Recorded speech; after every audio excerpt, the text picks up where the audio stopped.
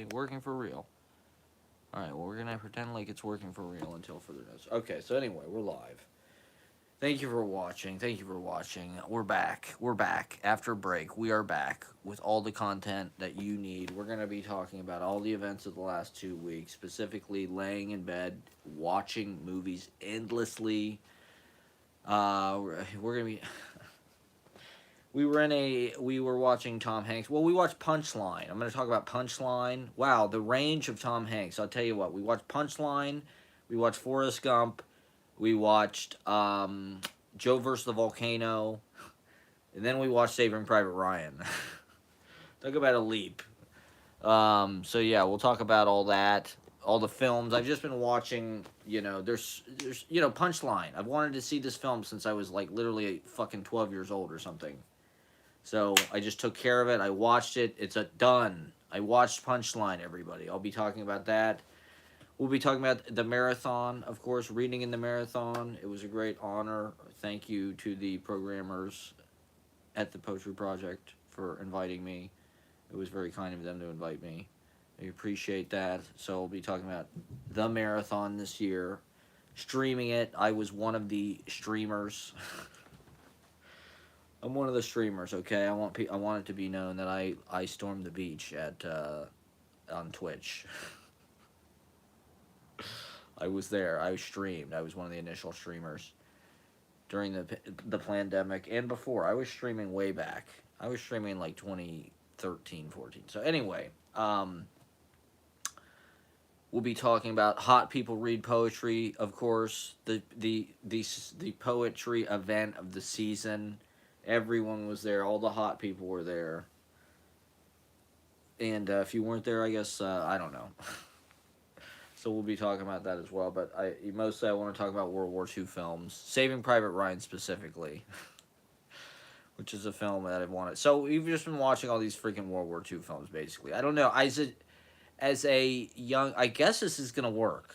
I haven't gotten any interruptions or anything yet. So I'm assuming I'm going to go ahead like this is going to work. I just tried streaming a couple minutes ago and it got interrupted. So I'm going to go ahead like I'm 2 minutes in. So I'm going to go ahead with my main thrust here and talk about World War II. As a child, okay, so as I am want to do, I'm constantly having these surfaced memories, from childhood or whatever, and that goes into my poetry. A lot of the stuff I write down is some kind of reference to some kind of surfaced memory. So I had, just thinking of films to watch. We've been in hibernation on winter break. I couldn't get out of town. I was sick. But it just felt like a time to rest. And I don't know. So films, I think, for one thing, particularly like taking a subject like this, World War II, you're getting this kind of panoply of a prismatic vision of the subject matter, right? So we watched Half of the Longest Day. We watched I'll go into that. But so it's like you're seeing all these points of view, all these different takes on it. Movies are a good way to visually image something, so like World War II, it's like by watching all these different films of it, you're sort of getting almost, I mean, obviously not an empirical experience at all, but like you're getting as close to, okay. So anyway, I had this surface memory where when I was in 4th grade, I was like obsessed with World War II, right? For like, I don't know, a few months. And I read all these books about it and blah, blah, blah. But then I remembered, well, what triggered that was there was this fucking miniseries. Because part of what I like on watching movies on the internet kind of levels all hierarchies, right? There's Criterion Channel, but like basically everything in your browser is equal, right? There are different streaming services. You're probably watching stuff on, 123 movies or, not so legal streaming services. There's a lot of movies that are just free on YouTube. Like I watched The Dirty Dozen on YouTube, right? For free. And so it's kind of an amazing time for film going, actually. The fact that you can just see any freaking movie you ever wanted to see immediately. That was not available when I was a movie nerd. checking out fucking Criterion DVDs through the interlibrary loan, right? And like waiting fucking like weeks for shit to arrive or whatever to get back in from reserve. Now you just go on the internet, you see anything immediately, right? So it's amazing. It's an amazing time for that to see all different kinds of. So anyway, I remembered. I I like movies like I love those Quentin Crisp movies, which are like made for TV movies, right? They're not like necessarily high art Criterion Channel movies, but they're just to me they're just as valid because they're lives of the poets, they're biographies of, I love TV movie quality stuff.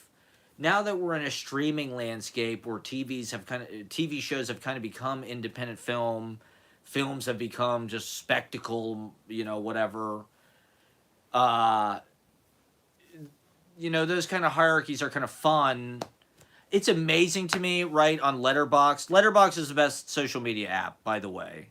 But okay, the amazing thing to me about Letterboxd is how many of the fucking lists are about Tarantino.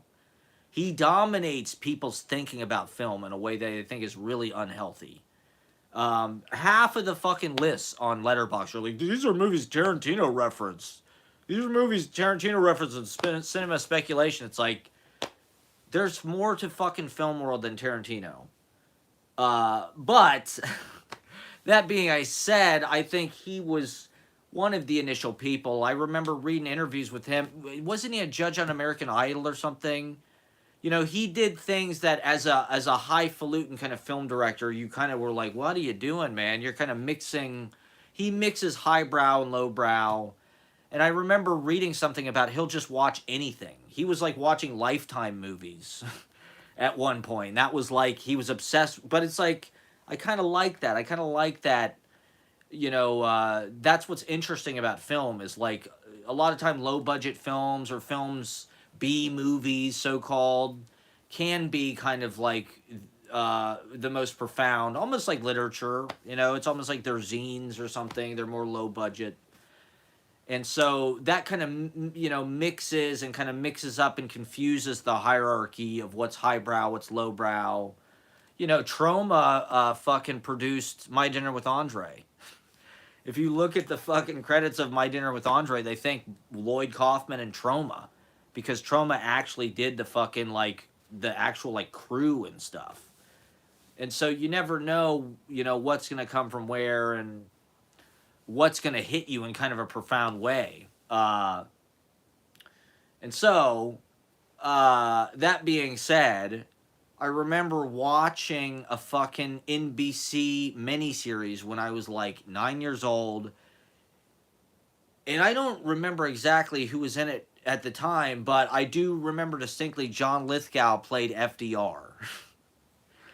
And, I thought it was like this epic, in my mind, I was 8 or 9 years old at the time. It was like this fucking epic, visual. It was like Lord of the Rings or something. There were battles and it covered the whole scope of the war. And so the beauty of the internet, right, is you can call that kind of shit up. That, that kind of stuff is easy to find as Saving Private Ryan. And so this fucking miniseries is called When Eagles Roared, or When Lions Roared. It's called When Lions Roared, which I did not remember. And it's basically, it's basically a fucking radio play. Because there's really only about 5 characters in the whole fucking thing. It's, John Lithgow plays FDR. Bob Hoskins plays fucking Churchill. And Joseph Stalin is played by Michael Caine. And they basically, it's unbelievable the amount of dialogue these guys have. And it's all super intricate shit about, it's basically like watching a game of Risk. The whole fucking thing is like them talking about their battle strategy and when they're going to do this and where they're going to put their troops and blah, blah, blah. And so the whole fucking story is basically told through these, I guess it's real dialogue. They took like real dialogue and copied and pasted it. Apparently this was the first HD production they ever had on TV. I read that on Wikipedia or something. It was the first HD production ever. Which, of course I didn't know that when I was 8 years old, but it's kind of a fascinating thing to know now. But, you know, at the time, a lot of it it's all fucking dialogue. It's all, like, Bob Costas says all these long speeches. And, you know, they're just like nerdy World War II kind of shit. They're not really like, but it's almost like watching chess. You know, you're watching this thing be laid out, and they kind of walk you through it step by step, and you see why they do what, and they start in Africa, and they go up Sicily, and into, you know, and then they come through the Channel.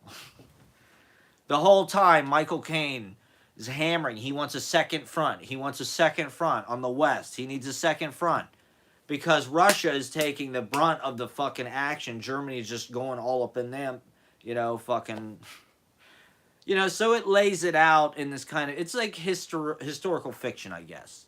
You know, when I was a kid, I was into that shit. I was into stories about the presidents, and I was reading all these biographies of the presidents and shit. One of the things that was really exciting about it is they have all this green screen where all of a sudden, you know, fucking Joseph Stalin is talking, and all of a sudden there's like a battle footage behind him, you know, which at the time was like, this was right around when Jurassic Park came out, so it was like green screen technology was super new, and CGI and shit was just in the very beginning. This was before Toy Story. There hadn't been like a CGI animated film. And so even that kind of stuff for network TV, all they did was take fucking battle footage, like actual battle footage from World War II, and intercut it between these basic. They have one set. They haven't, you know, they have like, well, they have a few sets, but they're very basic. It's like an Oval Office set, a British whatever Parliament set, a battle kind of, you know, situation room.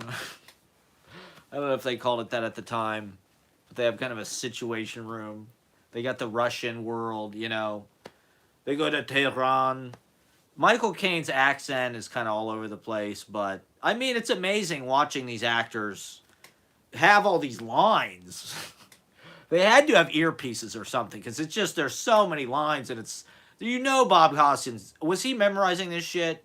I mean, Bob Hoskins is really an amazing actor, but they had to have earpieces or something, man, because it's so it's like watching Risk. It's like watching a big 40, you know, it's a 3 hour long miniseries. So we started with, well, first we started with all the Tom Hanks films because I wanted to see Punchline, but then because we started to watch Saving Private Ryan, and honestly, I couldn't handle it. I could not fucking handle it. The puke kind of hit the deck, and then I see Tom Sizemore putting the chaw in his mouth. And then all the guys just get mowed down, and I'm like, I'm out. I cannot watch this right now. I was having PTSD.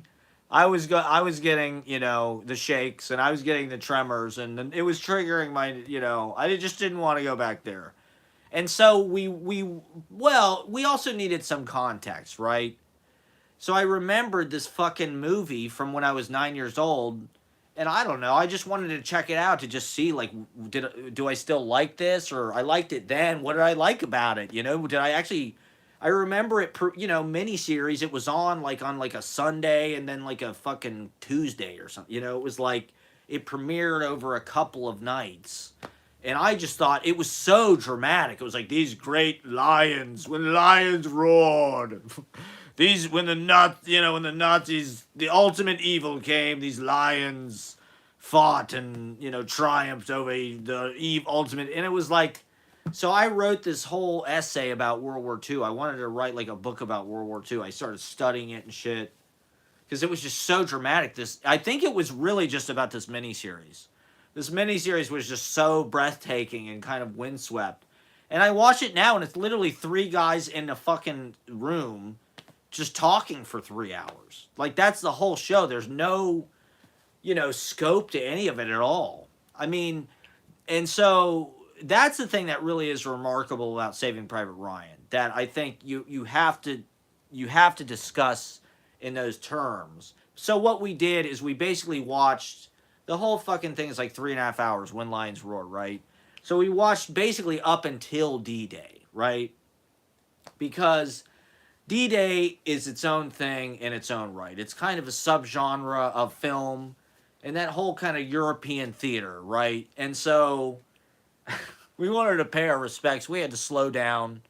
And so we basically covered the whole war, at least initially, through this Lions Roared movie, and watched that and watched these kind of bravura performances by these masters of the craft, Michael Caine, a trio of bravura performances. Michael Caine, they all should have gotten an Emmy. It was like The Godfather. They were all excellent. Bob Hoskins. I recommend it. It's online. Check it out. Check out When Lions Roared.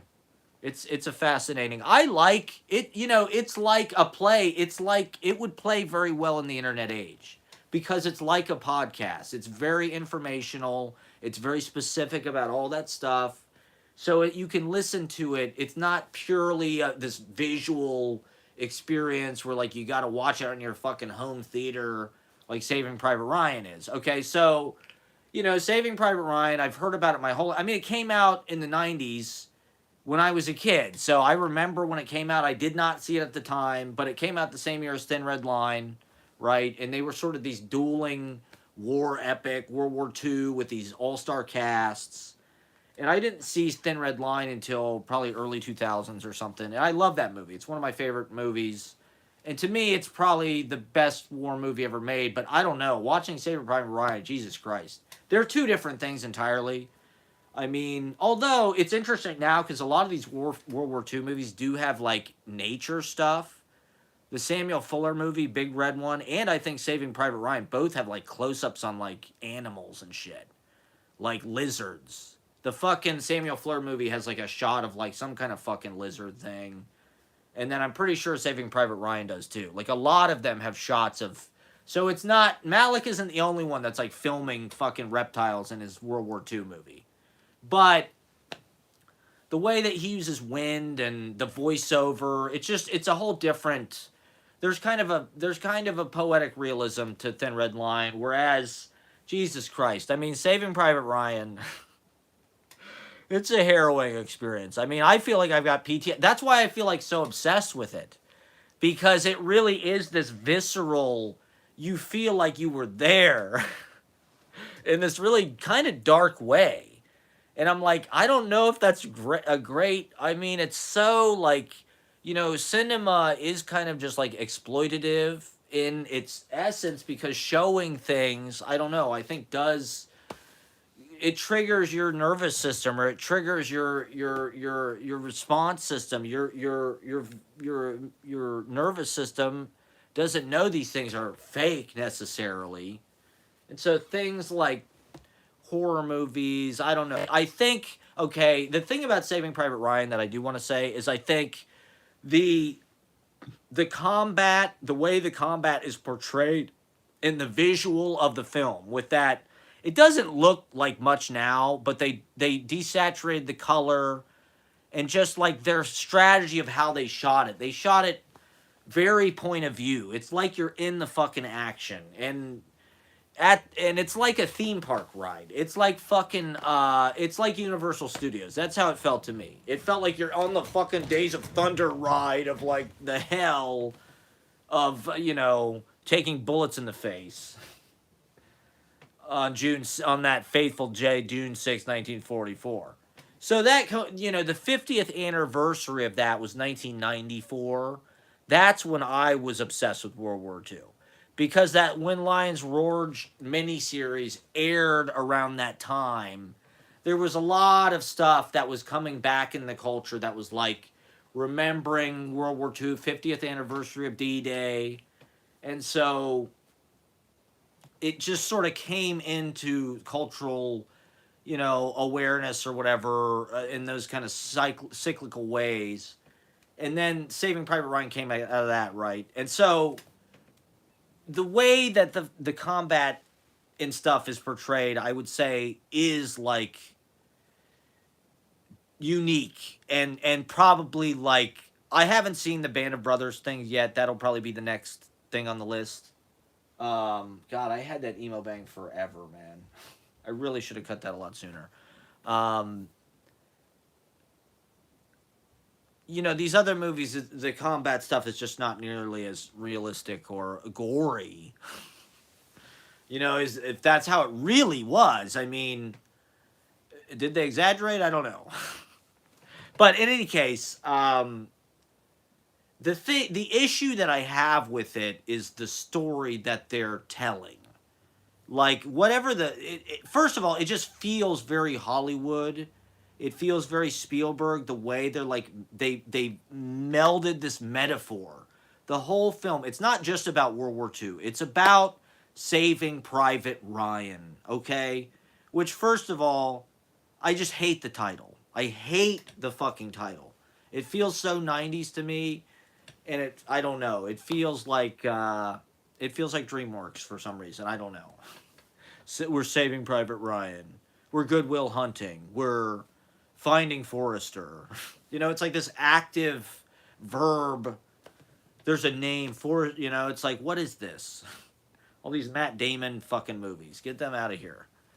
And so, okay, the issue that I have with it is,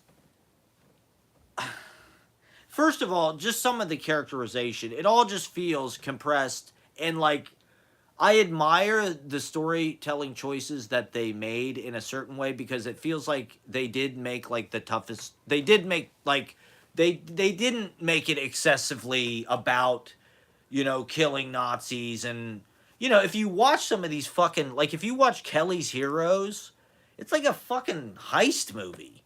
It's like a joke. Even The Dirty Dozen is kind of like that. The Nazis, you know, these guys, the way that the death is portrayed, you know, is kind of frivolous in a way. There's no, you know, even in that Samuel Fuller movie, it's just like the guys get shot and do that and fall down. It's like, well, that, you know, then you watch Saving Private Ryan and you see guys get blown in half, you know, which now, when you watch that Omaha Beach sequence right at the beginning, or whatever it is, Utah Beach, when they land, you know, the scale of it honestly does not look as epic as anything post Lord of the Rings. Like, they never show really a master shot of some kind of huge of the whole invasion. They kind of pull out and they show that one little green sector or whatever the fuck it was, but they don't show like all of the fucking guys going up, which now, you know, after Lord of the Rings, where they've got battle sequences with 10,000 fucking, you know, CGI or however many fucking, you know, it would be much different. And now when you're watching it, at least that was my reaction. Like, certain things, obviously it's very affecting because of the realism of how they portrayed it. But the scale of it, things like that, you can tell they didn't use a bunch of CGI to put in a bunch of fake soldiers and shit. You could tell they pretty much stuck with their practical effects, probably real explosions. I think they CGI'd a lot of the bullets and shit like that, but one thing I heard is they really went out of their way to portray, like, the sound. For instance, like, you know, all of that percussion of, you know, ordnance going off and fucking bombs and mines and big ballistic fucking shells and all that. It ruptures your eardrums. You know, it has a suction. It affects the air pressure, and it kind of, you know, that has its own kind of sonic blast and kind of weight, and it's kind of beating you up and shit. So the movie, they wanted to portray that. So I don't know. It's just weird. Okay, they go on this mission to save this one guy, right? It's like his brothers, whatever, blah blah blah. All of his brothers died, and so they send this whole team of guys, John Miller and Tom Sizemore. So after we watched, you know, the first 3 hours of When Lions Roared, I was ready to watch Saving Private Ryan. First of all, the beginning is just super intense, where the old guy falls to his knees and he's like crying and shit. And I've heard about this movie literally for decades, just about how graphic it is and blah blah blah. And so I had just smoked weed. You know, the last thing you want to be is high and going into this situation, where you just don't really know what to expect, to some degree. And so the thing goes down and all the guys get mowed down and you're like, Jesus Christ. Guys are getting blown in half. It is more graphic and more realistic, I guess, right? To me, there's some degree that the movie is like a precursor to like torture porn or something. I don't know. Like the gory details do have sort of like a cinematic grindhouse value, which like I said, the thing that's different about Saving Private Ryan is like the sort of sanctity with which they hold the material. All these other movies, like the Samuel Fuller movie or the Kelly's Heroes movie or the Dirty Dozen, they have this sense of humor about the war. You know, like Samuel Fuller is chomping a fucking cigar the whole time, cracking jokes about this and that, guys getting wasted in this, which like that was their reaction, I guess, to how they fucking dealt with it or something. But um you know, Saving Private Ryan, the whole film has this kind of, I don't know. To me, it was like Titanic. It was like watching this movie that's just like you. It's just the story is it's a tragedy. It's just the ship's going down. You know, you don't know how many of them are gonna survive, but like this story, I didn't know. In spoiler alert, okay, if you haven't seen it, but like I didn't know literally all of them were gonna fucking die. You know, I'm like, Jesus Christ, Tom Hanks, they're fucking killing Tom Hanks. Like, Jesus Christ, this is Forrest Gump. This is Punchline. This is the guy from Punchline. Captain John Miller just got shot in the fucking throat. This is the guy from Punchline. He's an everyman. I have 7 likes. Ashley, are you going to all your different accounts? Thank you for doing that, okay? So anyway, it makes an interesting double feature. Punchline and Saving Private Ryan. They're both about bombing in different ways, but I mean, Jesus Christ, I couldn't imagine anything more frightening than D-Day. I don't know why I'm attracted. I think they're just like the ultimate anxiety nightmares of history. Like going down on the Titanic, I had a whole thing where I was obsessed with Titanic a couple years ago, and now it's D-Day. Because D-Day is just like the ultimate like nightmare of like, oh my God, you're gonna die. You know, like what's gonna happen? You're gonna get shot in the face, obviously. What's the bet? They all die. You know, even in the fucking Dirty Dozen, most of them die. It's like, Jesus Christ. I guess it's how it was. You know, apparently. So, yeah, okay. I'm trying to, because it was a few days ago. I want to try to express what I didn't like. I just didn't like the Hollywood storytelling, I guess, of Saving Private Ryan. How they have to graft it onto this like feel good. First of all, I hated Matt Damon's monologue. His whole monologue about his brothers in Iowa was terrible. And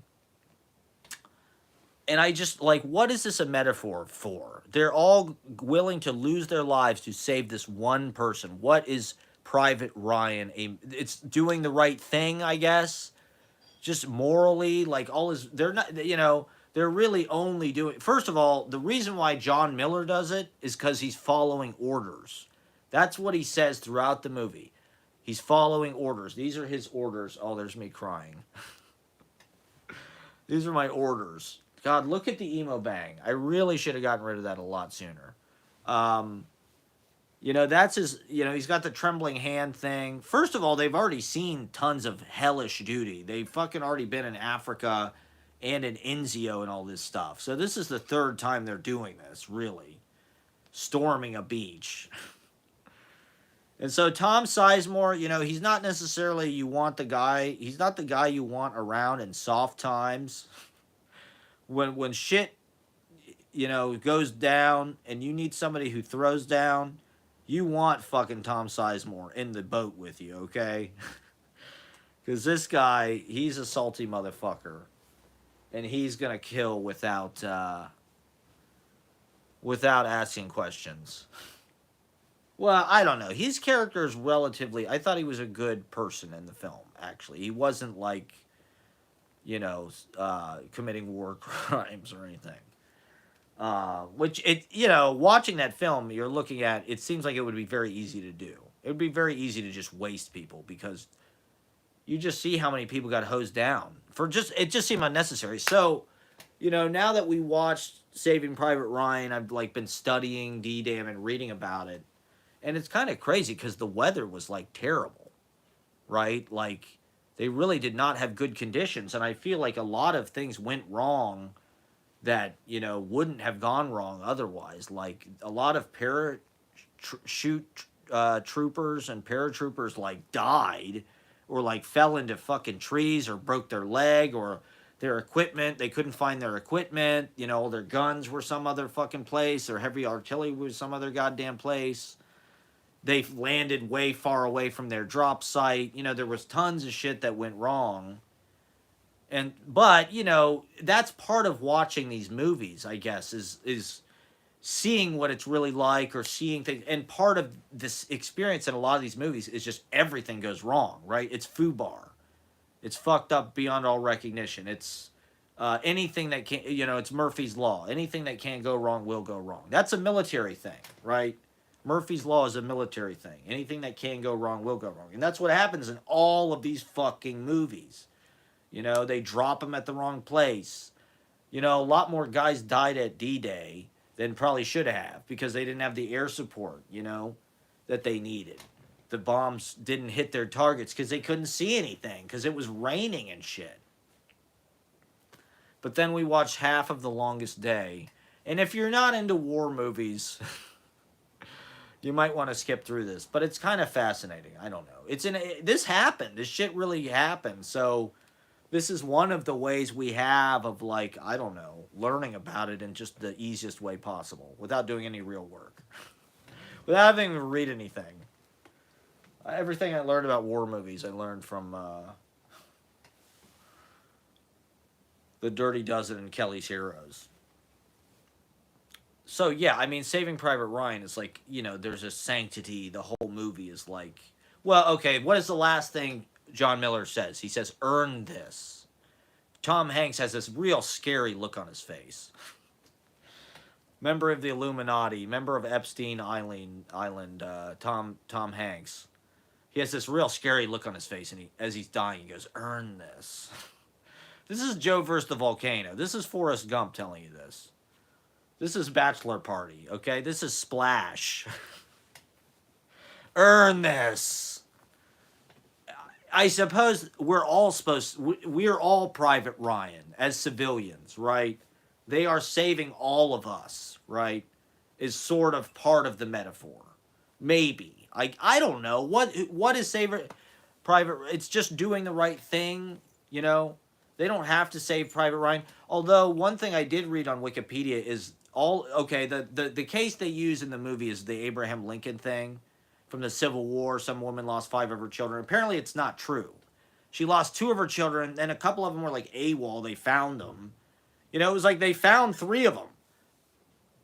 It wasn't actually both of the other examples they had used. It actually wasn't true either time. And so the movie is based on lies. Is basically what I'm saying. And I don't know. It just feels the metaphor feels very like, it almost feels like, Forrest Gump kind of has this too, and so does Joe versus the Volcano a little bit. They have this kind of like pseudo-religious, where Tom Hanks is like, he's like this spiritual, like, oh, God did it. It was God. I don't know. Lieutenant Dan, it was somebody bigger than us. And then the sun is shining on Tom Hanks' palms or on his face, and he's dancing. Every Tom Hanks movie from the 80s has like a dance sequence where Tom Hanks like does some kind of funny, quirky, like, 60s dancing while he's like dying or whatever.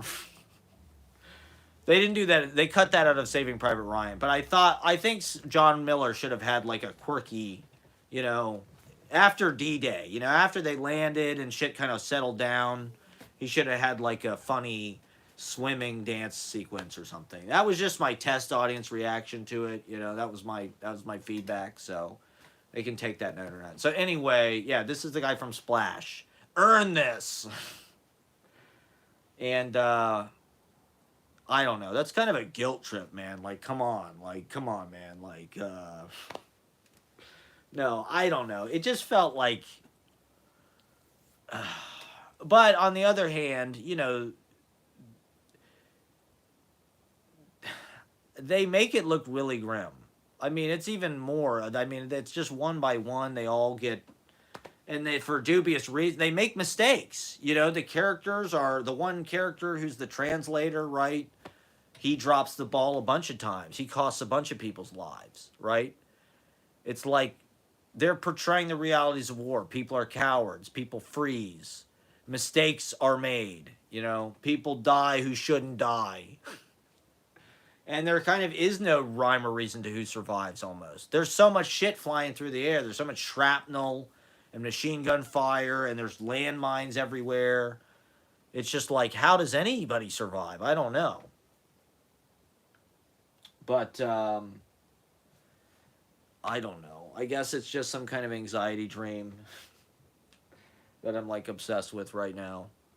And so I'm watching. I don't know. They make good movies, right? So I will say to anybody who likes the Inglorious Bastards, The Dirty Dozen is the same fucking movie, except it's better. It's unbelievable to me how much the Inglorious Bastards just rips The Dirty Dozen. Except, how dare they cast the people they cast? The Dirty Dozen, right? These motherfuckers, these are some legendary fucking people in The Dirty Dozen, okay? There's no fucking clowns in The Dirty Dozen. It's fucking John Cassavetes, for Christ's sake. Fucking Jim Brown. Jim Brown quit football. He quit the NFL so he could be in The Dirty Dozen. Fucking Telly Savalas is in The Dirty Dozen. George Kennedy. Lee Marvin is the leader of The Dirty Dozen, for Christ's sake. What need I say more? Fucking Donald Sutherland is in The Dirty Dozen. There's some bad motherfuckers in The Dirty Dozen. I can't remember who else at the time, but off the top of my head. Who's the guy? Ralph Meeker? Ralph Meeker's in The Dirty Dozen. I mean, Brad Pitt is cool and everything. But come on. You've got Cassavetes in the fucking Dirty Dozen. Come on. You can't. You're already done. You're already done. You know, like. Fucking Inglourious Bastards. It's like Brad Pitt and Eli Roth. Like, no thank you. And then BJ Novak, like, come on. Mid. These guys are mid. Mid. You know, I remember a time before Inglourious Bastards got made, reading about it in the trivia on IMDb, right? You know, probably after Jackie Brown, before Kill Bill came out, people speculating what projects is Quentin Tarantino going to do. He had been working on the script, this World War II guy on a mission movie, for like a decade, right? And it was originally supposed to be Adam Sandler was supposed to be in it. And I don't even know who else. There was a bunch of people attached to it over the years. And I got to say, the cast that he got was pretty unimpressive. If you're going to make an epic World War II guys on a mission movie, you got to get legendary guys. You got to get Steve McQueen. You got to get Lee Marvin. You got to get fucking Clint Eastwood, you know? Apparently, it's a rule you have to have Telly Savalas and Donald Sutherland. They're both in Kelly's Heroes and The Dirty Dozen. They're recycling actors. Donald Sutherland plays like a hippie in Kelly's Heroes. It's very irreverent. It's almost like a Hogan's Heroes. It feels like a Hogan's Heroes like spin-off or reboot or, you know, film adaptation or something. But Don Rickles is in it. It's like a comedy almost. And so Donald Sutherland plays like this hippie who's like got these tanks. It just makes no fucking sense. And it's kind of disrespectful to the actual shit that happened in World War II, you know. In the 90s, you see that kind of reverence for, like, holy shit. Apparently, they set up a 1-800 number for veterans who saw... This is true. Look it up. Veterans who saw Saving Private Ryan and it, like, triggered their PTSD could call this hotline to, like, get... I shouldn't laugh. I'm not laughing... to me that's part of like, is this movie like as reverential? It feels sort of exploitative or something in a way. I don't know. Like it's sort of an action adventure movie, but it's cloaked in this really like horrorcore like genre of just like people getting chopped in half by bullets and shot in the heart, shot in the helmet, begging for their lives, getting stabbed in the heart. Vin Diesel's in it. I'm glad that Edward Burr. Not to spoil. Once again, spoiler alert. Fast forward if you're watching this, but it's a lot of spoilers. I'm glad Edward Burns survives, but Jesus Christ, I feel like that was maybe their homage to the Big Red One. To be honest, Saving Private Ryan seemed like it was modeled a little bit on the Big Red One. Guys on a mission, and Edward Burns has got a cigar the whole movie, just like Samuel Fuller. I gotta say, okay, so we watched Park Row, which was a Samuel Fuller movie about newspapers and journalism. It's very pro-journalism. If you want to see a movie that celebrates journalism, definitely watch Park Row. It's a magnificent New York film. It takes place like in the late 1800s on Park Row, which I guess is where all the newspapers were. But Samuel Fuller apparently worked down there as a teenager. He lived in the Bronx and he worked down there as like a gossip fucking columnist or something. And then he was in fucking World War II, right? So this movie, The Big Red One, it's basically a memoir of his experiences. And I gotta say, the writing is the best of any of the... If you could take The Big Red One and put it together with, like, the special effects of Saving Private Ryan, that would be an amazing film. Saving Private Ryan has this very sanctimonious... It feels like there's definitely agenda, and they streamline and they economize the narrative to tell this particular story. And I just don't know if I really want to, what... They're trying to create some kind of modern day myth or something. Private Ryan, that could be a metaphor for a lot of things. And I don't know. In a certain way, I don't like it. But the battle sequence at the beginning, I mean, apparently he didn't storyboard anything. It feels like a war movie made by a bunch of kids. And I gotta say, one of my happiest memories was when I was in high school and we made a war movie. All my friends, we went in the woods. We were like, I think that was like maybe my senior year, between junior and senior year. We went out in the woods behind the Tarpey house or whatever it was, by the railroad tracks. And we made our Inglourious Bastards. We never finished it, but we all had war. It's fun. This is something little kids do. They indoctrinate us by training us to pretend like we're soldiers and we're fighting in a war. We love that, getting sticks, pretending we're shooting each other. But I don't know what they were dealing with in World War II. It's like, it's almost past the breaking point of what you can psychologically deal with. I mean, just the amount of death, instant death, guys dying from everywhere.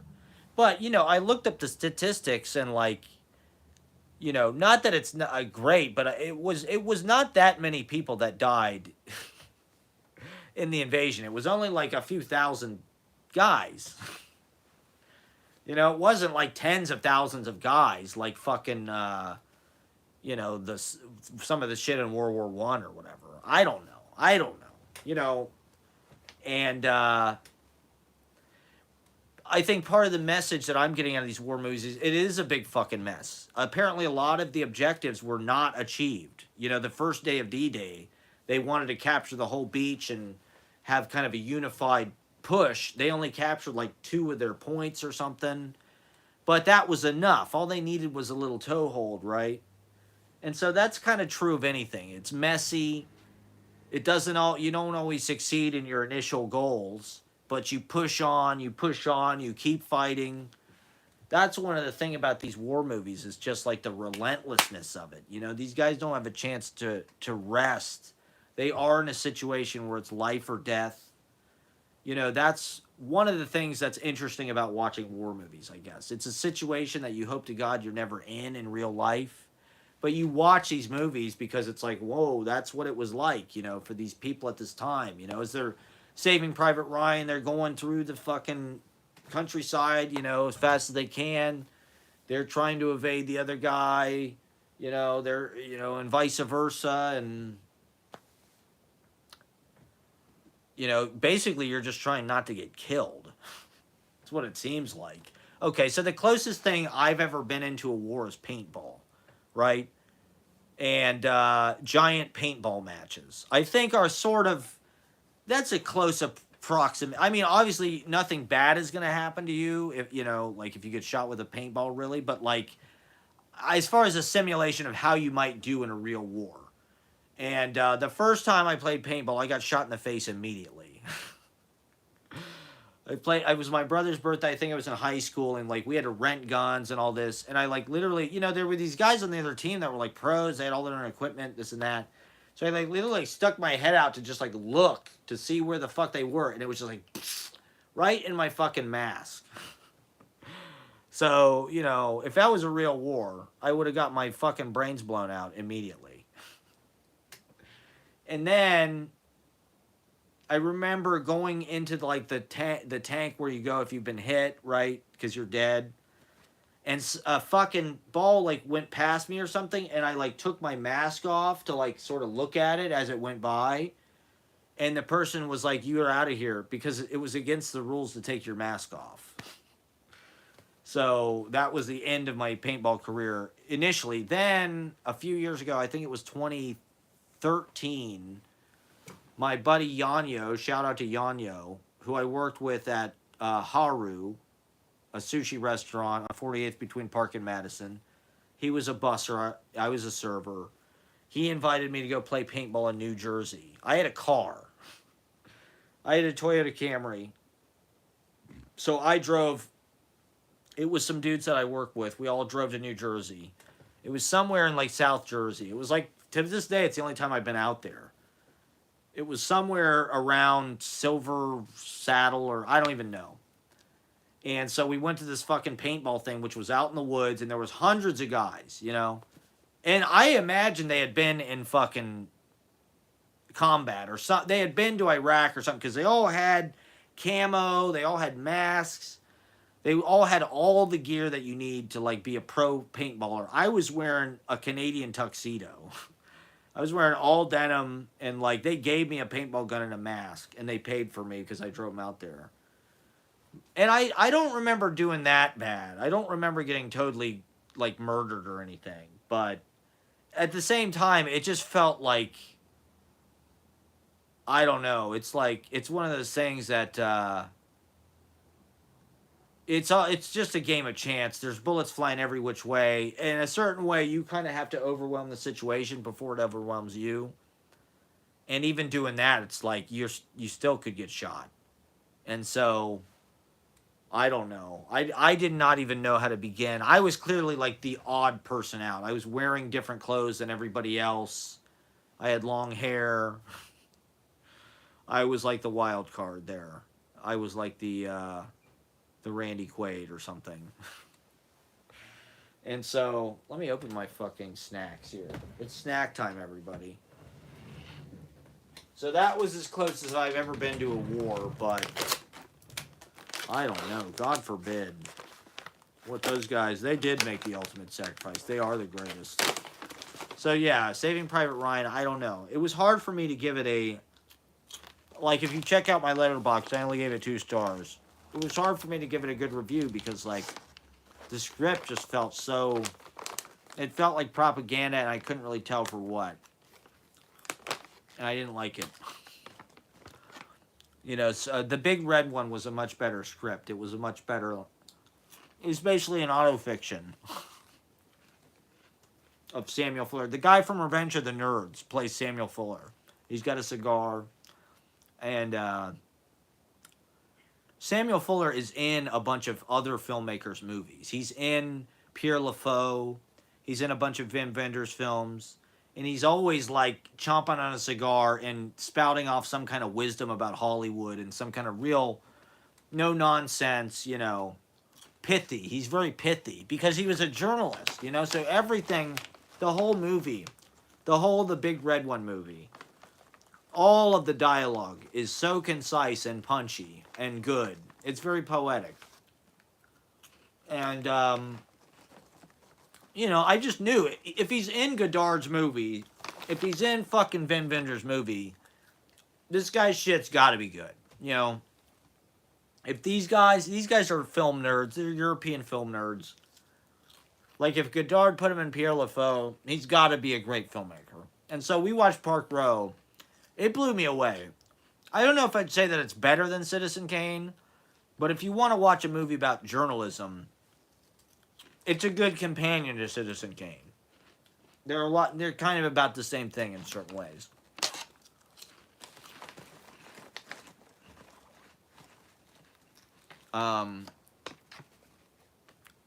Mark Hamill is in the Big Red One. It's sort of between Star Wars movies.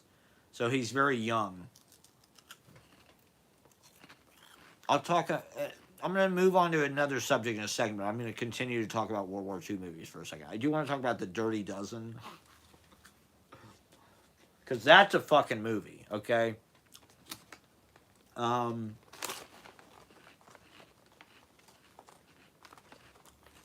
I definitely recommend The Big Red One to anybody. That might be... I mean, the special effects are not great. Apparently they shot it on location in Israel. So that could be problematic for some people. I don't know. As far as I know, Samuel Fuller is not a Zionist. But Steven Spielberg, I'm not sure about. I'm not sure if Saving Private Ryan is underneath everything kind of a Zionist film. I'm not sure.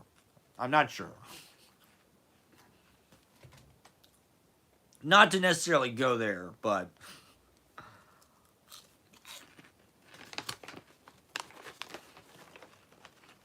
I mean, I guess that's like the worst thing I could... That's like mean to accuse it of that. That's like what John Stossel would do. Let me get a napkin. I'll be right back.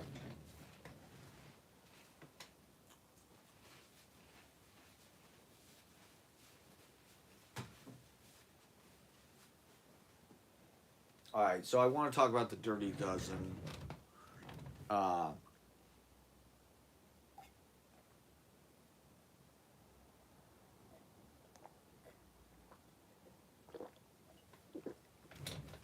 Maybe I should talk about the non-World War II movies I watched.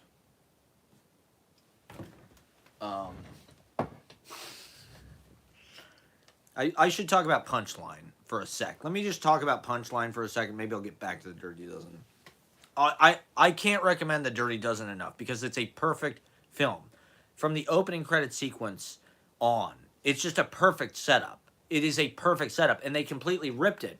And it's they take the baddest fucking dudes in the army. These guys are all criminals. They're all like either sentenced to execution or like life imprisonment for various like horrific, violent crimes. And they're gonna they force these guys on a mission. Basically, they have to go on this mission where they're basically gonna just turn them loose on all the Nazi officers who are in this castle. And if they survive, then they might get like reassigned to like a normal unit. But if they refuse the mission, they'll like be immediately executed. So it's just it's a perfect premise. And I saw a lot of people complaining about this on Letterboxd. The first most of the film is just like the training. And then the actual like heist or whatever you want to call it at the end, the actual siege or whatever is like the very end of the movie.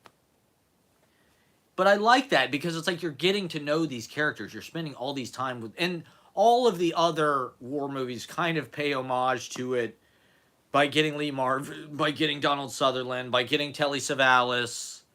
You know, Lee Marvin's in the Big Red One. He's the leader of the fucking, you know, the regiment or whatever, the first, the Big Red One, the fighting first in that movie. So it's like if you want to do a there's a few rules. If you're going to do a World War II movie, first of all, if you're going to do a World War II movie, it has to be 2 hours and 46 minutes long. That's the law. If you're going to do a movie about World War II, it has to be 2 hours and 46 minutes long. The second rule is you have to get Lee Marvin. If you can't get Lee Marvin, you have to get Telly Savalas or Donald Sutherland. Those are the rules of World War II films. It's an amazing. They need to make a J.D. Salinger. I think Wes Anderson should make a World War II movie. I think Wes Anderson would make an incredible fucking war movie. He should make like a Longest Day. He should make like an epic like Normandy film. Because the cast, I mean, if you look at the war sequences of Max's plays, right, of Rushmore, The Apocalypse Now, there's some of Wes Anderson's best work. It just brings out the drama and the expanse, and you can throw all these characters in. And I think he's in Europe already. It would raise the stakes. You know, it would give levity. His movies are a little too frivolous. It would give levity if Wes Anderson did like a World War II movie. That's a CinemaScope. You know, it's good for CinemaScope. So we also watched half of The Longest Day. I still want to see the rest of it. I remember seeing The Longest Day early, like late at night once when I was a kid. I remember watching The Longest Day. I think it was on New Year's Day. And it was like at 5 a.m. I remember seeing The Longest Day. And this movie's incredible. I mean, it's an amazing cast. It's a very good movie. I actually, as far as, to me, it reminded me of A Night to Remember. The Longest Day is to Saving Private Ryan as A Night to Remember is to Titanic. Where A Night to Remember and The Longest Day feel like these kind of epic Hollywood, we are going to give you the facts, the newspaper account of how this historical kind of attraction tragedy went down. You know, A Night to Remember, really, there's no love story. It's none of that bullshit. It's really about Lightoller, the officer, and his story, and it's really like trying to show you this is like a factual account of the night to remember. And that's kind of how The Longest Day feels, where it's like they want to lay it all out. They want to show you the before. Here's the paratroopers. Here's these guys. Here's the infantry, this, that. Here's John Wayne.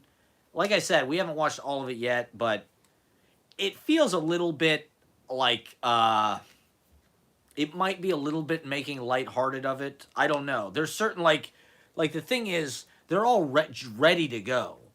You know, the attitude of the soldiers is like they want to go. They've been waiting. They're ready to go. They're ready to invade. They're ready to kick ass. And I'm sure that was true, but like, or maybe that was true. Who knows? They were probably scared shitless. That's how Saving Private Ryan makes it seem. Saving Private Ryan, the first fucking thing you see is Tom Hanks' hand shaking, and then two guys puking. So immediately, like, you're told as the audience you're supposed to be shitting yourself with fear from the get-go, which is how whereas the other film, that's not really, you know, it's more like the heroics of these brave guys who want to kick ass or whatever. John Wayne and, you know, fucking Sean Connery. And it's an all-star cast. Henry Fonda plays Teddy Roosevelt Jr. He wants to go kick ass. You know, he wants to be in the fucking ground invasion with all the other fucking, did they call them jarheads at the time? Probably not. All the other grunts. But I don't know. So it's an ongoing study. We're studying World War II from all these different angles. You know, we're seeing all of these, you know, the different ways that films interpret violence, the different attitudes they have toward, you know, how the characters die, right? It is you know, it morphs based on who did it, how far away from the tragedy it was. Spielberg said, you know, when he originally signed on to do Saving Private Ryan, he did expect it to be more like a action adventure movie. But then when he started studying it, he realized no, it was actually going to be a very serious, kind of solemn movie because of the realities of combat and whatnot. I want to watch 1941. I remember seeing 1941 as a kid because, which is the other Spielberg World War II movie, or one of them, right? The early one, because I was super into John Belushi as a fucking kid. I like worship John Belushi, and so one of the fucking John Belushi movies is 19. Well, him and Dan Aykroyd are in it, right? So you're thinking, oh my god, it's Dan Aykroyd, it's John Belushi, the cat. It's one of those World War II movies once again with an all-star cast. Like Toshiro Mifune is in this fucking movie. Like the cast for 1941 is like crazy. Treat Williams. And so as a little kid, I'm thinking, oh, well, if Blues Brothers is good, 1941 combines all of my favorite things. How can this even be real? It's a fucking World War II movie directed by Steven Spielberg, starring John Belushi and Dan Aykroyd. Like, this has got to be the best movie ever. And then I watched it and just thought, this is a piece of shit. This is not funny. I didn't get it. I didn't get it at all. But now that I've seen Saving Private Ryan, I want to go back and watch 1941 and see. I don't know. There's like an Amblin Entertainment DreamWorks touch to things that feels a little. It's like a different kind of Disney. Like we tried to watch that More American Graffiti movie, which was directed by I don't even know who, but it has that same kind of feel. It just feels like E.T. It feels like you're watching E.T. or something. The way it portrays like suburbia and Saving Private Ryan felt kind of like it had that touch, and I don't really like that. But I mean, the visuals and stuff, you know, you can't. I haven't seen anything that I don't know. We'll have to watch some more recent World War II films. If they even still make them, I don't know. I don't know what the most recent interpretation of that is, but yeah. So we watched Punchline. It's interesting to see Tom Hanks' journey as an actor and how he got to that place. How do you go from bosom buddies to bachelor party splash Punchline up through that Philadelphia Forrest Gump? Joe versus a Volcano, for people who haven't seen it before, I definitely recommend it. It's a charming film. It's sort of a fairy tale. The writing in that is also very strong because it's written by a playwright, John Patrick Shanley. So the dialogue and the structure of it is all very meaningful, and it's like a play, the way it kind of unfolds. But it's poetic and its visual is very poetic. John Patrick Shanley wrote Moonstruck. So right after Moonstruck, he had kind of carte blanche to make a film. And so he made Joe versus the Volcano. And so if for fans of Moonstruck, you might like Joe versus the Volcano. But Punchline, I gotta say, is probably, I'd say it's a pretty accurate film version of what it's like to do stand-up comedy. One of the things that was kind of, not unusual, but eerie about it was as we were watching it, they shot most of that movie. As a kid, my concept of that movie was like, this is the New York stand-up comedy movie. This is what it's like to be a stand-up comedian, and I can't wait to see this movie because it's like, now they've made that movie Funny People, and there's been a little bit more in the media that kind of portrays that life. The Pete Holmes show, whatever the fuck that's called. What is that called? I don't remember. Crashing. It should be called Bombing. Because that's really what it's about, being a stand-up comedian. It should be called Bombing. But fucking Punchline, they literally shot the whole fucking movie in like one block of 125th Street, literally where fucking Columbia University Business School is now, and where I work, and where we did our fucking poetry reading with Philip. That cafe where we did the poetry reading with Philip is in this glass building. It wasn't there then, but what was there then was this coffee shop, which is in Punchline. So half the fucking movie takes place. There's literally like two setups in the city, and they're all uptown. He's a student at Columbia because the character's in med school, right? The Tom Hanks character's in med school. So there's a couple scenes they shot on campus at Columbia because he ostensibly goes to Columbia. And then the rest of the movie, this comedy club that they perform at, the gas station, that building, I guess, either used to be or it is now the Cotton Club. And it's right across, it's an interesting building. It kind of looks like a lighthouse. It's like kind of a triangular. And it's across the street from where this coffee shop was, where there's all these scenes with Sally Field and Tom Hanks. And they tore that down to build this fucking Columbia University building, which is now, it's this glass and steel modern classroom building with, it's where the cafe is, where we did our fucking poetry reading. So once again, the psychogeography reincarnates itself. The energy, we are tracing the energy. We're living these films, right? And so we are the comedians. We are the Punchline. Right across the street from where they fucking filmed this movie. And so every scene in New York, they shoot beneath the elevator on 125th Street in Broadway. That's New York. They never go downtown. There's one scene in Times Square, but they never go to the Village. None of that existed, I don't think, back then. There's no McDougal. There's no Comedy Cellar. They go to Times Square for like a couple scenes. The one thing I will say that the movie is inaccurate about is the crowds. Most comedy, especially open mics that you do, there's no crowd. There's maybe 10 or 15 other comedians, if that. But most shows you're going to do as a comedian, there's no crowd. Especially like, I mean, you can get to that place maybe where you're in, but it's not unusual, particularly if you're starting out, to do a bunch of fucking shows where there's no fucking crowd at all. And so the movie starts with Sally Field buying jokes. The joke is she's some kind of deal. She's paying this guy. It's Paul Mazursky, the great film director. Paul Mazursky plays this sort of dealer, right?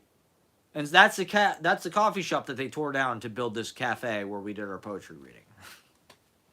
So once again, we're walking in the footsteps of giants. Right where we need to be. Punchline. And so anyway, yeah, I would say that that's the thing that's most inaccurate about the movie, is there's generally not that many people at comedy shows. And the thing that I thought was very insightful about it was the Tom Hanks character, I would say, is pretty accurate.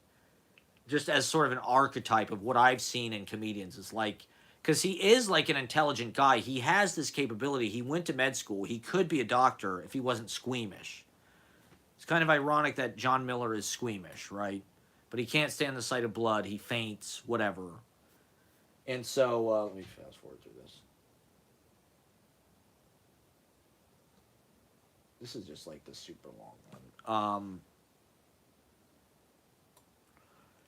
But, you know, that a lot of the comedians I've met are kind of like that. They were in finance. They're programmers. They're in tech. You know, they're achievers. They're smart people. You know, they're persuasive. They have some kind of gift of reason or logic or persuasion that leads them to believe they could make money being professionals. And they're hacking it in New York, you know, so maybe there's some credence to that. But there's also this kind of darkness and self-sabotage, self-destruction, self-aggrandizement, narcissism. You know, Tom Hanks does I would say his stand-up comedy is not great in the film. To me, Sally Field was maybe a little more successful as like a comedian, actually being a comedian. Tom Hanks was still kind of an actor, just kind of vibing. He never really got like his material, and a lot of it, if you watch Tom Hanks' material in that film, a lot of it is not aged well. A lot of his material is like this Asian cab driver accent, and it's not has not aged well. Let's just say that.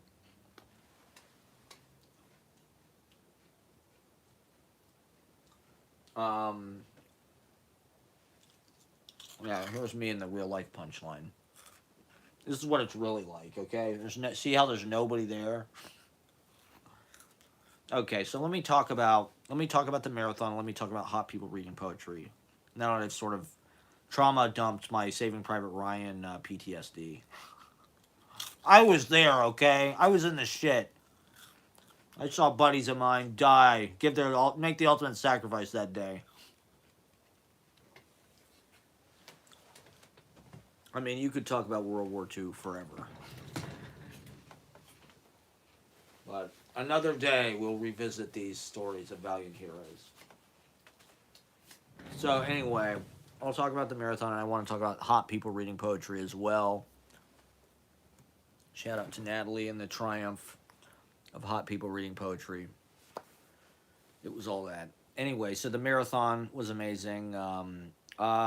Yeah, so what happened was, I was basically hibernating, watching films, and Ashley got back the 30th. And so what I should have done was we should have gone to Brendan Lorber's party and then just stayed here. But we got caught uptown. And so on New Year's, rather than come all the way out here, go to the party, try to get home back here real late at night. I had to work New Year's Day, basically. Even though I was lucky enough to read in the marathon, but I also had to work in the marathon. So my shift started at 3 p.m., which is not, super early, but like lately I've been waking up at 3 p.m. I don't know what happened, but so, I'm sort of like, I don't want to go out and have some kind of huge night beforehand. I got to read, or I gotta work for 5 hours from 3 to 8 p.m. theoretically, and then I gotta read at 11 p.m. So I want to be rested, and the last few years I've gone out New Year's. I had a big New Year's last year. It was epic. And I knew I couldn't reproduce that. And I don't know. We should have gone to Brendan Lorber's party. It was a huge mistake. But like I said, we were uptown. It's easy to get cozy up there. It's easy to get comfortable. It's kind of cut off from everything. It has all the food you need. It's warm. We're watching movies. You don't want to leave the house. So what did we do? We went to, what is it called? Sweet? There's some bar next to Roadie Roll. And I don't know if this term is offensive or if people don't use it anymore, but we went to the gay bar. Why not? I thought it'd be fun. Who has more fun than the gay bar? And so we spent New Year's at the gay bar. Whatever. I thought it was fun. It was a block from Ashley's house, so I just thought New Year's to me seems more about leaving things in the past year. That's the way it's worked out for me. It does not seem like a projection of the future. It seems like it's the last thing that happens of that year, And so it's a fresh start, really. It's not necessarily a projection of what's coming. It's kind of like the last of that cycle. And I don't know. Maybe it would have been... But like I said, I was trying... It was important to me to do my best at the marathon. I did manage to sneak in an open mic on Saturday the 30th. I went to Claire's Kitchen in Harlem. I do want to shout this out, because I don't do that many shows that far north. Claire's Kitchen is north of Central Park. I forget. It's on Frederick Douglass. I don't remember which. But it's a good open mic. It's a funky, cool spot, It's free. You just got to buy something. I bought a water for $2, and I bombed. I read some of my poetry. I did it, because I hadn't done a show since probably, I don't know, the 21st before Christmas. So I thought I should do something before the marathon just to like get on stage, get in front of people. There weren't a bunch of people there, but Audio Care was K was there. Shout out to Audio K, and Joe Levy was there. Shout out to Joe Levy. So it was, it's ostensibly a comedy open mic, but I was going to do poetry at the marathon, so I thought I should read some stuff just to kind of get in front of people. There was 10 people there or something, and it was $2. So I dropped in. I got to do that. My last show of 2023. Great year. I should do a recap of all the shows and stuff, but it was a great year of performance and shows and whatnot. And it was paced out through the whole year. It wasn't necessarily this,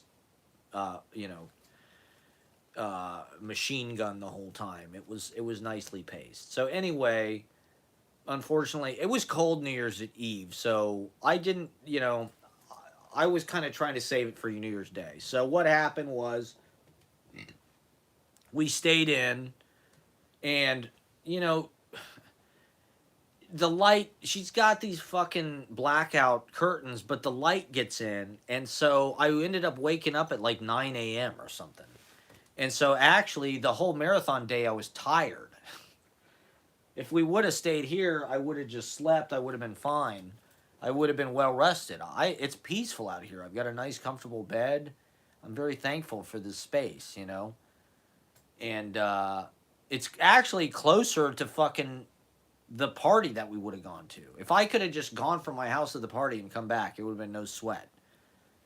But, I have no boundaries, so in any case, I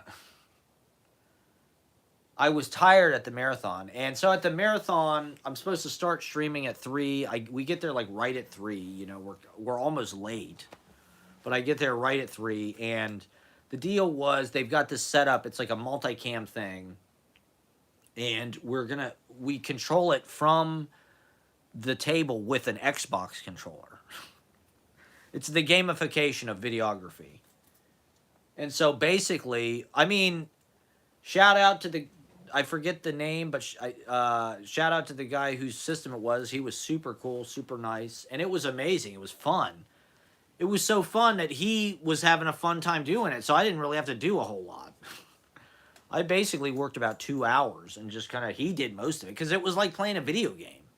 It was like we had a camera in the balcony, a camera right here, a camera in the back, so you could zoom in on this one, and then change where you wanted this one, and then cut to this one, and then go up to the balcony. So it was like a real production.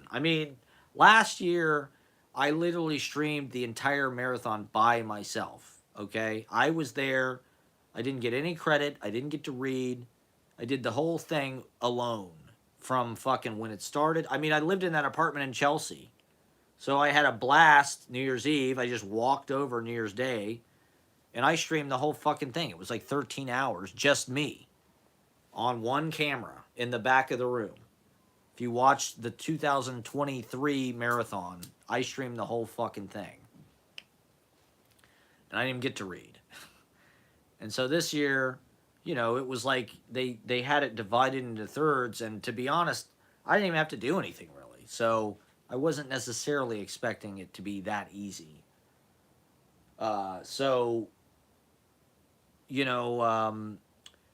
Basically, I picked what I was going to read by, last time I read in the marathon was 2019, and I had a blast doing it then. But at the time, I felt obligated, the tradition in the marathon is, the thing that I liked about it when I first went was kind of the avant-garde performance art stuff, right? Or mixing that with poetry. Things like when Bruce Andrews reads and his wife Sally Struthers does her movement thing. I liked that the marathon was a day when couples a lot of times would come together. Pierre Jory and Nicole Peffery, or whatever her name is. I'm sorry if I fucked that up, but the way that he reads while she does a handstand and paints with her feet and shit, I like that kind of stuff. And I thought the marathon is that's what the marathon is about, is doing something weird, doing something kind of performance art, wearing some weird costume, doing some kind of John Cage piece, right? And so I was with my ex at the time, so I thought, okay, that this will be perfect. Like we'll do a couple piece. It's nice to see couples at the marathon. I don't know, it just projects a good message, I think, for some reason. It's not the only way, but it's kind of nice to see that. And so they invited me to do it. I asked her to do it. Originally, I could have just got up and read, but I thought, this will be nice. She played baritone sax, so I thought this will be perfect for the tradition of that place in New York, jazz poetry. She's an amazing musician. Her music really kind of like complemented what I was doing nicely, and vice. It was just a nice collaboration and a nice partnership, and so it was nice, and it was something that was like a little bigger than just like I'll get up and read. It was like, okay, we'll do something that's like a piece. And it went well. I thought, it was like nerve. I mean, we went on late. We were supposed to go on at like 9 p.m., but we got bumped because we had signed up to work the door at 9 p.m. And I think somebody just didn't want us to have a good slot. I think they thought, oh, this is a mistake. They should go on. And so we went on where I typically go on, or where I went on last night, which is the staff hour, which is like the last hour, right? And so, there's still people there. There was still probably 40 people there, 50 people, but it's not like earlier in the day where there's, 200 people or whatever. And so, but it's still an honor, and you're still a part of this chain and this amazing kind of lineage. It was the 50th anniversary, so what an honor that is, to even be included in the 50th anniversary. I mean, they easily could have left me out again, I thank God they didn't. Because, I loved doing it before. We got amazing pictures out of it, the whole sequence. It was a nice performance, I thought. I thought we did well.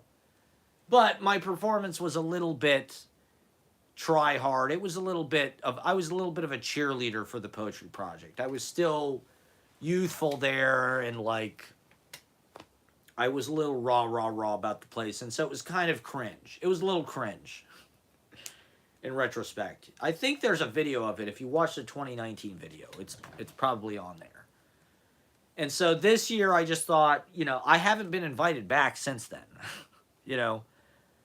So I've been at a few of the marathons since then, or I've worked, I worked last year, but I haven't gotten to perform, so that's been kind of frustrating, for me, especially because I'm there filming most of the year so to not be, but anyway, it is what it is.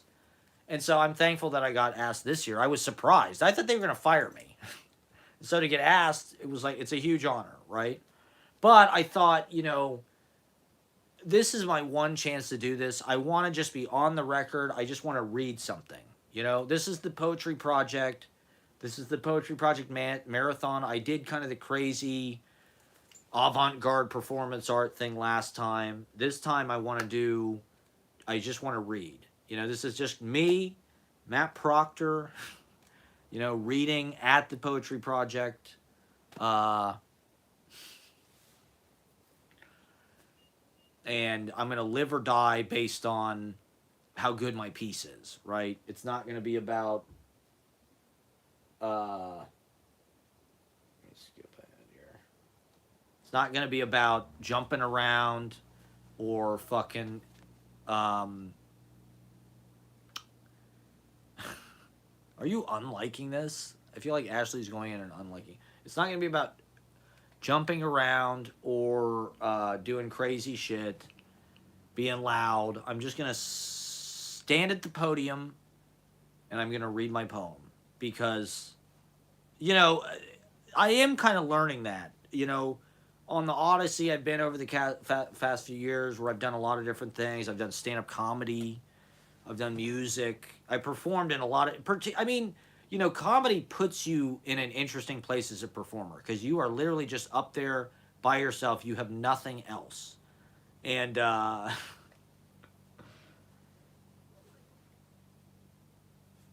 so that's an interesting experience to just have as a reference and to learn what that's like and to live through it and to develop that technique and this and that. And but what I realized though is probably the thing that I have the most muscle in, and the thing that is most like uh, accessible to me, or accesses most of my interests and abilities. The thing that I click into the most is poetry, right?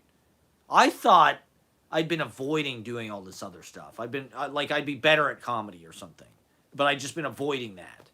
But no, I think what I'm finding now is like no, like poetry is the thing that like stimulates me and inspires me and gets the most out of me. You know, going to a poetry reading, being with other poets, and trying to compose on that level through that kind of lens or that method or whatever. That's the thing that's where I live, right? And the other things are kind of like branches or territories of that. And so, you know, I just wanted to do poetry at this. I didn't want to have, you know, and I feel okay about that. I feel like I realized it about myself, you know, is like that is what I am, essentially. The other stuff, even performing, even jumping around or pantomiming or doing physicalization of the language is extra. You know, really what I do is like language, verbal, thinking, writing, and making that as artistic as I can. And so I just wanted to show that, and I've been given a chance to do it. So, um, you know, I wasn't that nervous really. I'd done it once before, and I knew that not that many people were going to be there. You know, like, um, and I don't know. I've got enough experience in front of, you know, the blessing, and one of the purposes for me of doing the open mic is ideal to get in front of as many people as possible every week. You know, I think that's something we're all looking for as entertainers trying to learn show business. We want to get in front of as many people as possible, as much as we can. So to have once a week, I'm going and I'm standing in front of 40 or 50 people, give or take 30 to 50 people, let's say. You know, so getting up in front of that church, it's like there really weren't any more people in there than I see in a typical Monday night. So I'm pretty much used to talking to 50 people. And I mean, don't get me wrong, like the Poetry Project New Year's thing is like it's an amazing lineup, you know, and there are some amazingly talented people, and it's very special to be a part of that. Um, but you know, it's also like we're going on late, and it's the staff hour, so it's like I've been there long enough that like I'm not really under any illusions about what I might get out of it at this point. Like last time I did it was in 2019, and I thought I killed. I thought we killed, and I didn't get to you know do it again for 5 years. So I went into it just thinking, well, you know, I'm really honored to do this. I'm really happy to be there. I thank the people that invited me. But like that if that's all I wanted to get out of it. I want to read my poem and just be on the record. There I was. I stood alone at that podium New Year's Day, 50th anniversary, and I fucking read a poem, you know? And I lived or died based on was it good, was it bad? That's up to you, but that's what I did, you know? And so um you know, I don't necessarily have any knockout pieces, really. I don't have like one piece that I can just read and it's just going to destroy or anything. Basically, what happened was I did a fucking live stream a few weeks ago before Christmas, and I read a bunch of my stuff from various notebooks because I hadn't done that in a while. And I was watching it because I've been reviewing stuff from time to time because I have time. I think that's important to watch what I'm doing, to check it out, to listen to what I said, to watch the vlogs, you know, after you have some distance from them just to see what you really did, you know. And so I just had the stream on where I was reading, and I just thought, well, this sounds pretty good. This whole thing about blah blah blah. This sounds good. If I just read this at the marathon, I mean, like I said, I didn't have anything, and to be honest, I didn't really want to go in and like do something cute. I'm kind of known for that. I'm kind of known for having to go in and like do something like last time. I had to do something special and make it some big splash. And it's like this time I didn't want to do that. I kind of, I'm the cameraman there, basically, is what I do. I'm the camera person. That's the role I'm in. That's the way I'm treated. That's the way I act. That's the way I dress. I was wearing this, basically. And so I thought, if we're going to be political, this is my politics. I'm working class. I'm going to wear something that reflects that, and I'm just going to put in kind of a working class reading. I'm going to read my poem that I fucking made. That's what I believe in. And my whole piece was about movies, basically. I don't know. I just felt like I've been watching tons of movies, and I'm trying to move into a place, or like, a lot of what I'm doing is promoting visual literacy or moving poetry into video space, podcasting space.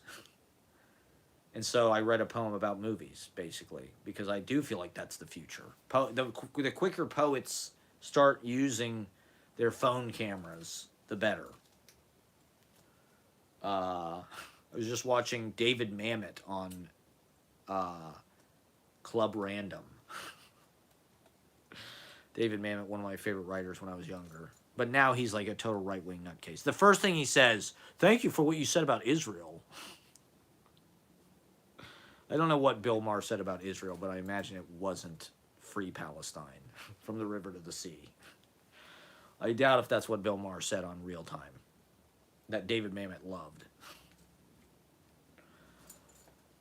But anyway, we should be moving into these talk spaces, into these vodcasts. So, I don't know. I'm a videographer there. These are the things, generally, when I'm feeling for what to read. If I can find a few things that connect it to that day, that ceremony. I mean, when you're reading at the marathon, it's such a, it is such a powerful manifestation antenna and like power plant that you do have to be careful about what you say up there, because it will come true. That's what I learned last time. That's why they can't let anybody read there. They can't just give anybody the keys to the church, because what you say there will manifest itself. The listening is sharp. Last time I was there, I read this piece that was all about filming there and getting paid for it and blah, blah, blah. And at that point, I did not do that as my job. And I had not even discussed it with anybody. I didn't talk about it with anybody. I just read a poem that sort of said something like that in kind of a riddle-like code language. And it happened. A few months later, Don Yordy, bless his heart, kind of gave me the introduction, and I started doing video around March, April 2019. And so, going into it, you want to pick something that is going to project and manifest something that you want. And that's the power of that church, And the other thing was, I wasn't exactly sure how it was going to go down, but the way it was billed was our hour was going to be hosted by Will Ferris. Shout out to Will Ferris, who's a friend who works at Poetry Project, and Cuth Wolf Eileen Miles. Who Eileen Miles, we all know Eileen Miles.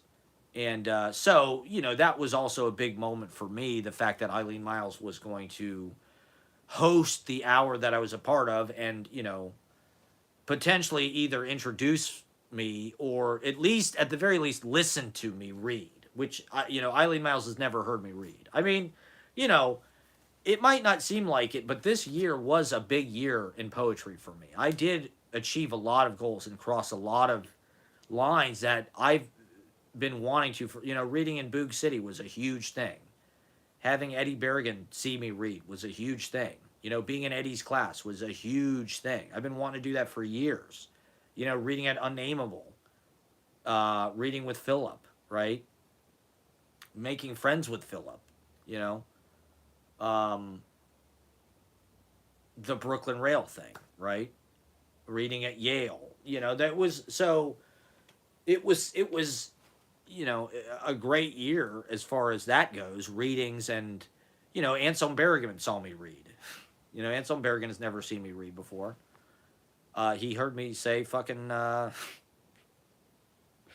Ashley choked on my dick. I mean, it's terrible. I ruined my reputation with all these people. They all hate me now, but they did see me read.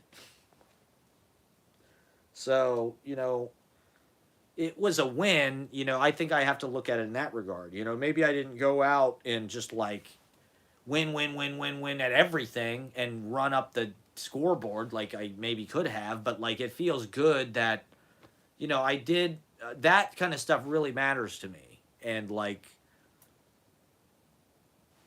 you know, so having Eileen Miles see me read is like, that's a huge fucking thing, right? For better or for worse. Like I said, I've toasted all my relationships with all these people. So in a certain way, it didn't matter. You know, I don't know what you know, what I did particularly to Eileen Miles, but for whatever reason, they don't seem to want to let me in the door or like me or anything. So like, I know that they're probably not going to particularly like love my fucking reading, but at least I got to do it, right? And even if they don't like it, these people might like it. And if they like it, Eileen Miles might be like, huh, well, maybe those people liked it. And so I got up and I read my piece, God Mode. You know, which, like, you know, the thing that I've learned over the years with readings, like, you know, a lot of the readings I do, I am just, like, not necessarily fixing everything to do my best. It's like I'm experimenting. I'm improving. You know, I'm not necessarily going to show off or kill or anything at every fucking open mic I do. I think that that's kind of rude. And you want to try things. You want to be loose. You want to just let things happen and tell the story through every reading in little pieces. But what I've also learned is that sometimes when you have an important show, it's like you do have to be able to fucking like deliver. Like this, the way I treated it kind of like it was just another open mic. I treated it just like it was another show. It was like I got 2 to 3 minutes. That's what they told me in the email. You know, you get 2 to 3 minutes. That's what you get at a typical open mic. So I'm used to that. You know, I'm used to doing 2 to 3 minutes. I'm used to that shot. And so, you know, I thought about reading my piece about open mics. I thought about reading my piece where I'm like, talking about how I jacked off into a tissue. But, you know, what I always do at open mics is I read something new. And so I thought, you know, in the archipelago of my performances, this is really just another show. You know, I did Claire's Kitchen. I did the library, Jefferson Market. I did Red Room. I did Hot People Read Poetry. I'm going to be back. So it's like, you know, don't get me wrong. The New Year's is like the big iceberg. You know, it's the big one of the whole year. And just the fact that I'm even on there is like, but at the same time, I didn't want to make too big a deal out of it and get that nervous. I mean, it doesn't, I've been there long enough that I don't have the same feeling about that place that I once did. You know, it's like I'm not as naive about it. I'm not as innocent about it.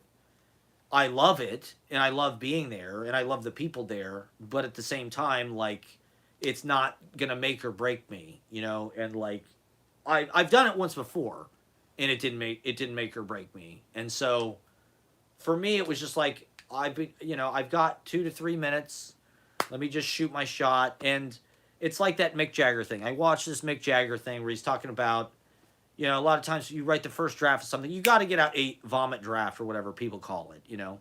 But then you go back and you go, oh, that's not very good. Well, that could be a little bit, oh, that's a little bit, make that a little bit, a little bit. And then you have something good, right? And so with this, what I normally do is I just read what's in my notebook, whatever the fuck it says. But with this, I was like, you know what?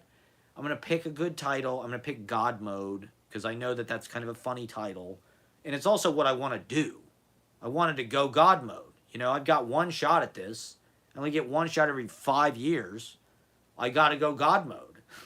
You know, I got to use the best title I have. And so I read a poem from Christmas Eve, which I wrote right here in this bed, 1224, God mode. Originally, it didn't have a title. It was just a piece of a longer thing. But I thought, well, this is a good section from here to here. Roughly, I could read this. You know, for me, it's about, do I feel good saying it? You know, if I feel good saying it, and if it's something that I want to say in front of people, if I feel like it's a valuable piece of information, an interesting tidbit, like a breathtaking piece of language, a funny joke, whatever that may be. So this, I had a couple lines about San Francisco. If San Francisco collapses, that'd be the best thing to happen to our generation. That is something I thought was important to say in front of that audience, right? It's political. I want to put that in people's heads, you know? I mean, there was a lot of politics on New Year's Day. There were a lot of, it was all about Palestine. And like, granted, I'm with them. Free Palestine. It's horrible what's happening. But it's also mystifying to me how everybody's politics are so cookie cutter that like everybody who was, for lack of a better word, like woke, they all said something about free Palestine. They all did, which is great. That kind of took me off guard. I was not expecting it to be a political year necessarily because the election is coming up and I just thought, you know, maybe people would want to rest or something. But it was, a lot of people mentioned that, which is great.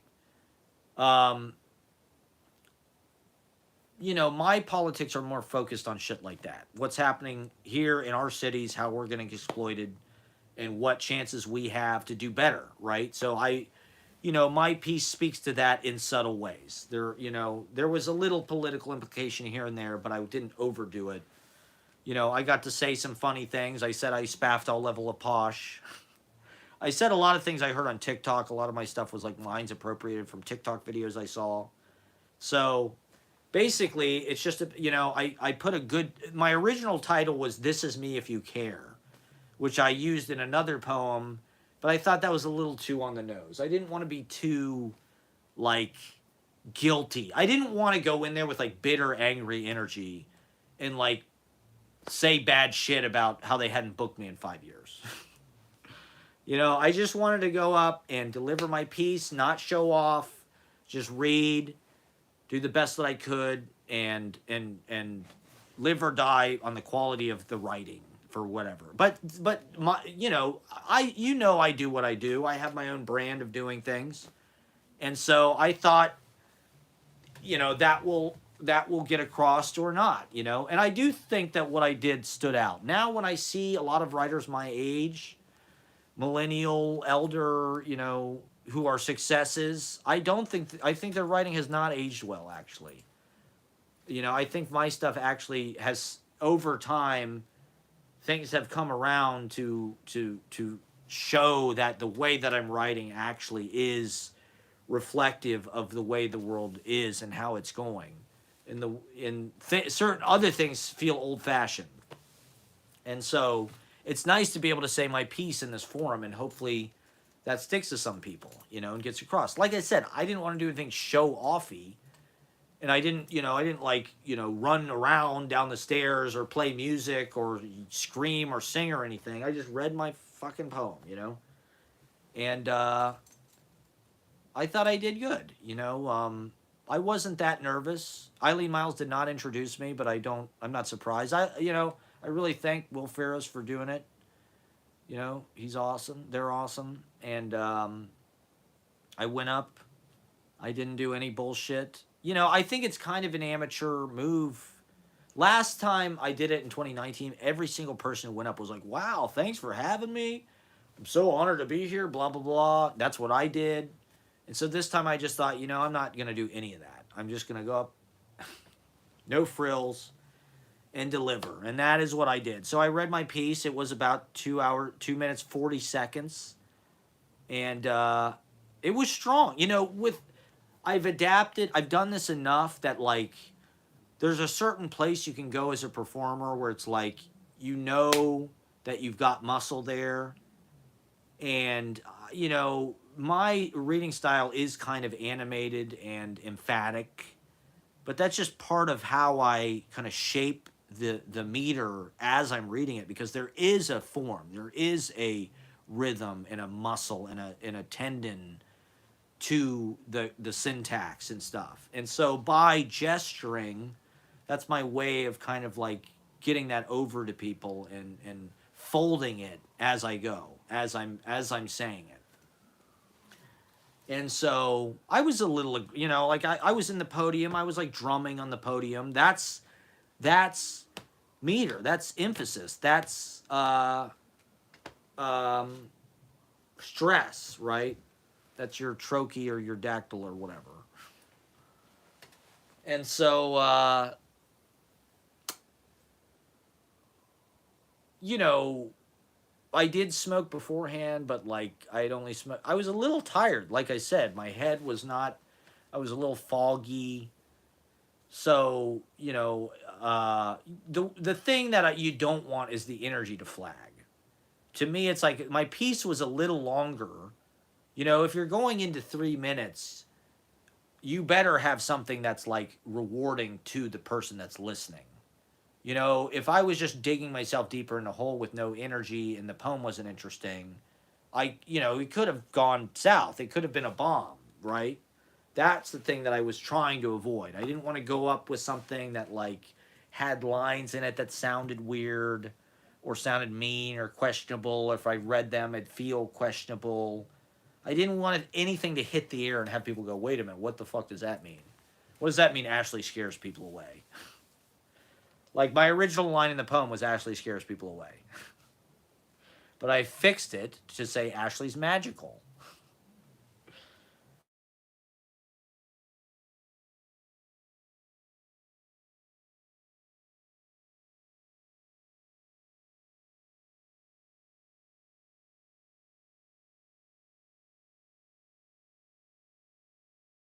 You know, if I would have said that, it would have just sounded like it would have been like hitting a pothole in the middle of the fucking poem.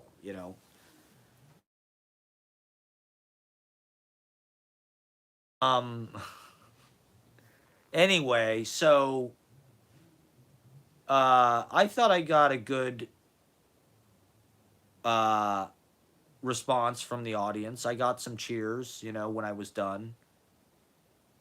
There were probably some people who were thinking, oh, who's that guy? Uh, we see him around. That was interesting. But like I said, I don't think I had to show off or do anything too crazy. Um, and I was just happy and honored to be able to put in my 2 cents and not embarrass myself. I would give myself an A. I don't say that like I fucking like uh you know the writing that I had was not necessarily like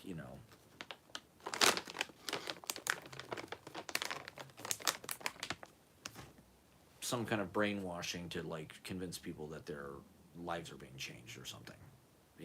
It was just I was trying to do like just show my style. This is what I do. This is what I do at open mics. This is what I do at all my shows. I read a recent piece that's sort of relevant to the situation, touches on certain things I want to say. It is sort of like, oh, now is Ashley gonna unlike all of it again? I will call you in a minute. Stop unliking the fucking video. That's so petty. It is so petty. Why? It's because I said. Is it because I said Ashley's? It's just a line, okay? That's why I took it out, okay? And said Ashley's magical. This is part of her magic, is giving and taking away likes. How does she do it? Okay, so anyway, I should also talk about hot people reading poetry.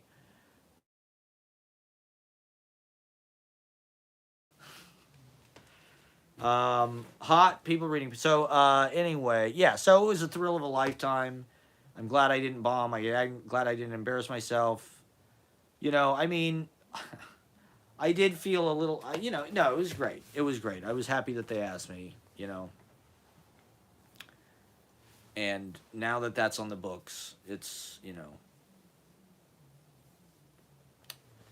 Anyway, so then it was just a great week in poetry. I did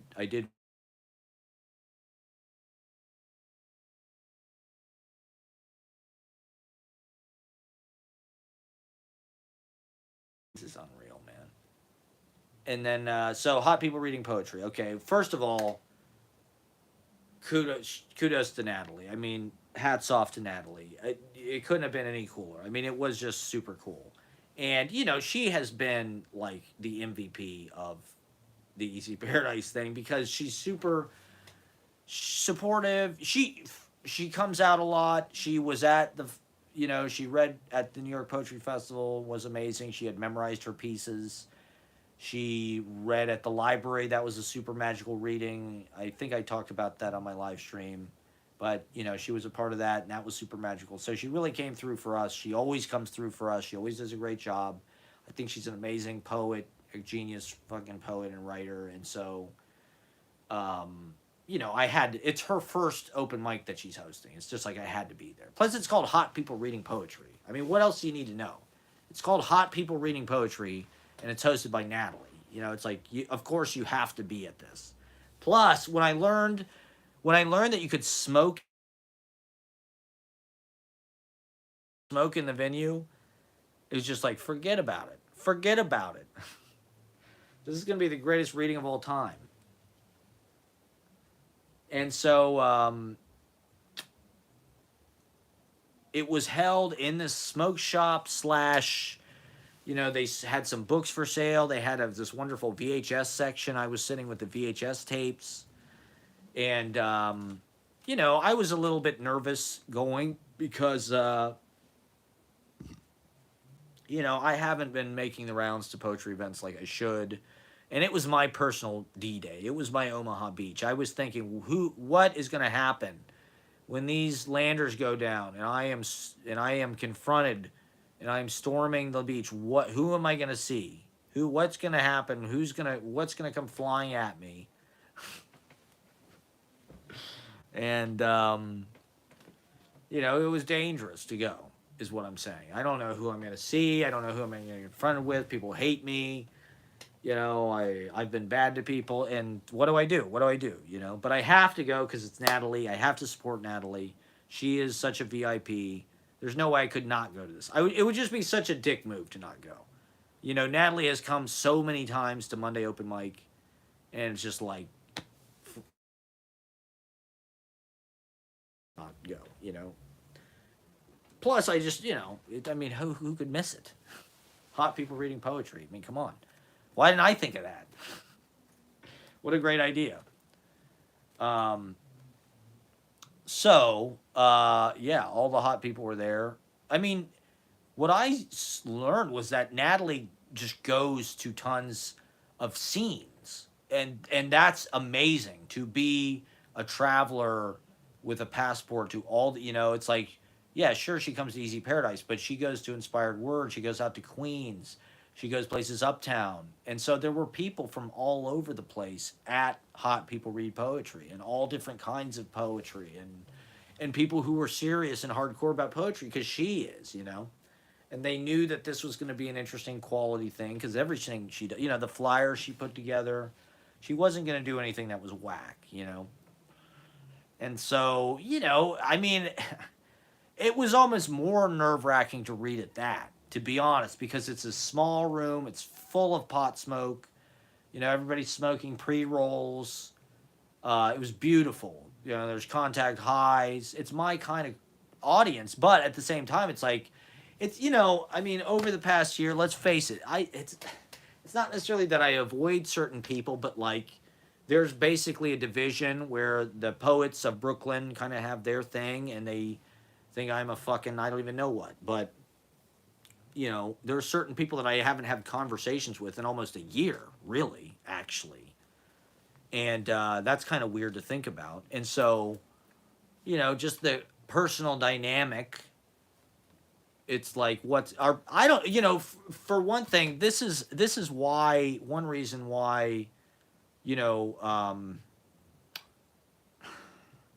maybe I'm isolated, or I might seem a little bit like, I don't know, distant or something as a host or as a just a figure, is like you're also a target, and it's not fun when people come after you and make fun of you or throw things at you or insult you or roast you or whatever it may be, like, or, it also hurts your feeling. I'm a jealous person. I get, if I see other people are doing things without me or making friends or publishing each other or this or that or doing a reading without, I get jealous of all that stuff. Particularly being a figure who was at the center of things and now I'm just sort of on the periphery, right? But I'm also avoiding the drama of all that. I don't know, for whatever reason, in a scene, it just feels dramatic. And I take things personally and I want to stand out. It's competitive. That's also hard, right? And I don't know. It's also just like, I don't know. I don't want to necessarily be around the same people every time that there's a reading or I read or something. And with the open mic, I am constantly trying to get new people and new blood and constantly have uh, it grow and change and hear new things and hear new perspectives and uh, you know. So anyway, but it was nice, like these things often are. The fear is all in your head, and you get there, and then it's actually a nice time. And the thing is particularly with Instagram, is like problems develop between people that really aren't even there.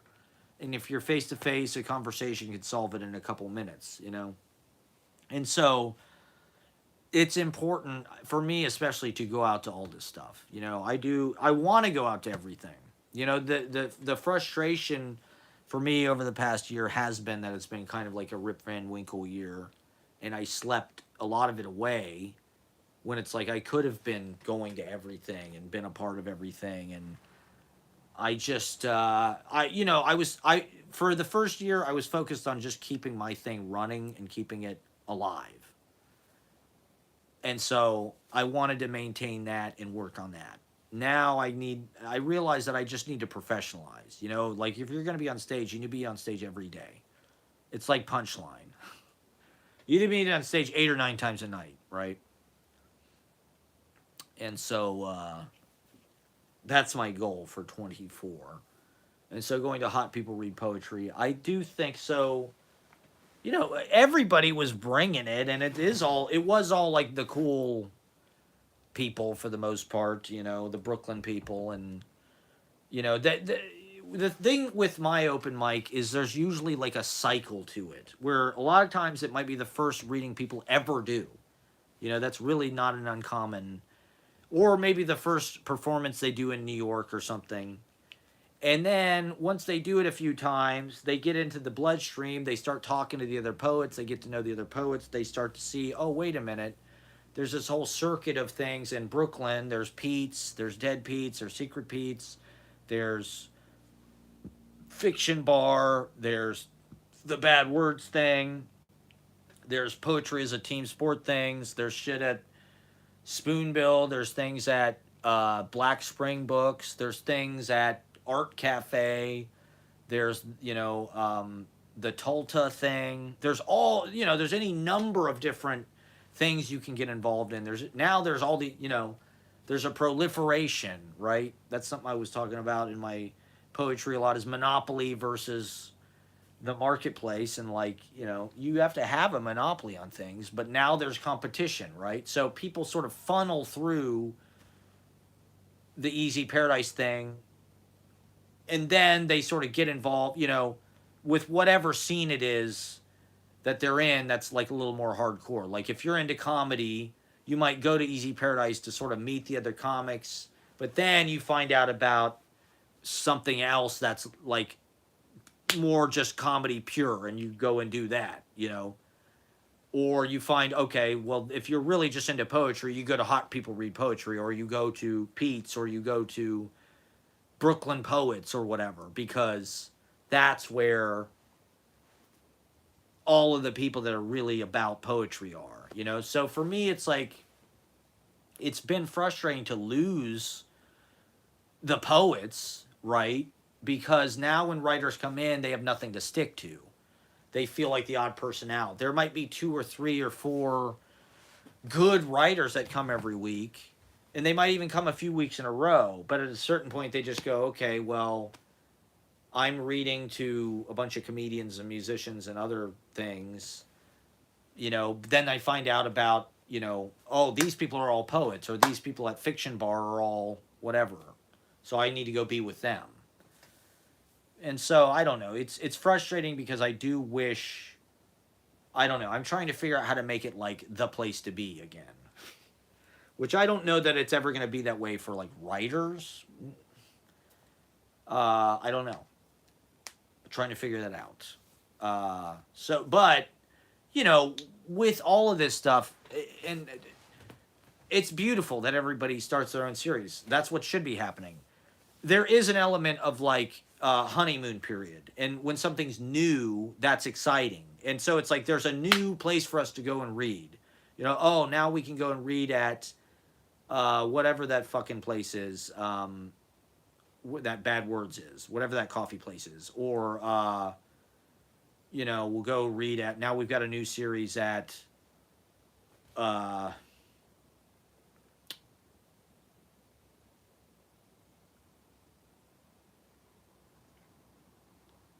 I'm trying to think of a place where they fucking recently started a series. Uh, well, anyway, there's just an where it's like, oh, this is cool, this is new, this is like a new venue we can all go. Now we can all go to Hot People Read Poetry. It's in a smoke shop. It's Natalie's thing, and it's super dope and it's super cool. And everybody was bringing it. You know, the smoke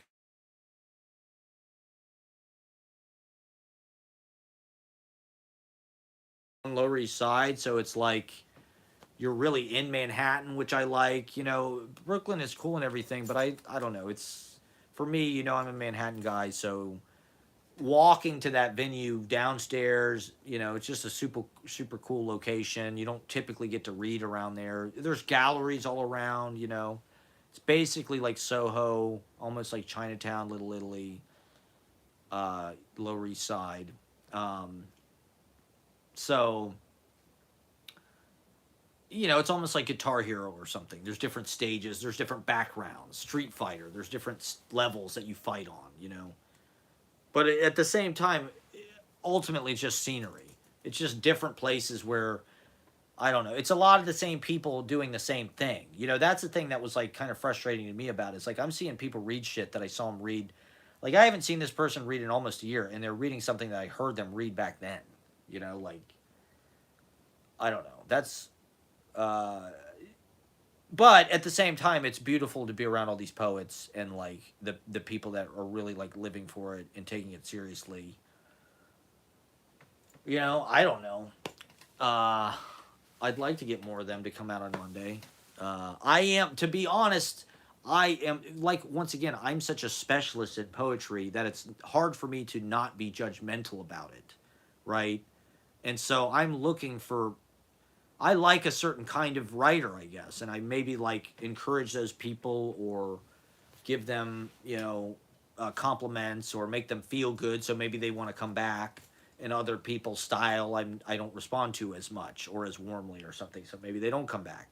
You know, maybe that's the reason why people don't come as much, because that is the department that I'm like picky in. Whereas like with music or comedy to some extent, you know, if you're a musician and you sound great, it's like, yeah, we love having you no matter what. Comedians, obviously, it's, you know, very hit or miss, but it's you know, for the most part I don't have a personal stake in it. Okay, is there anything else I need to talk about? Well, the Hot People Read Poetry, just let me talk about what I read. So I was nervous, you know, I was kind of far down the list. There was a lot of people signed up, and like I said, it's people I haven't seen in a long time. you know, people who do go to a lot of open mics and show them. You know, for me, it's like when I host on Monday, people don't see me on the list just with everybody else. So they think this guy's just the host or this or that. They are not seeing me in the context of like, I'm just a guy that showed up and signed up and here's what I'm made of, right?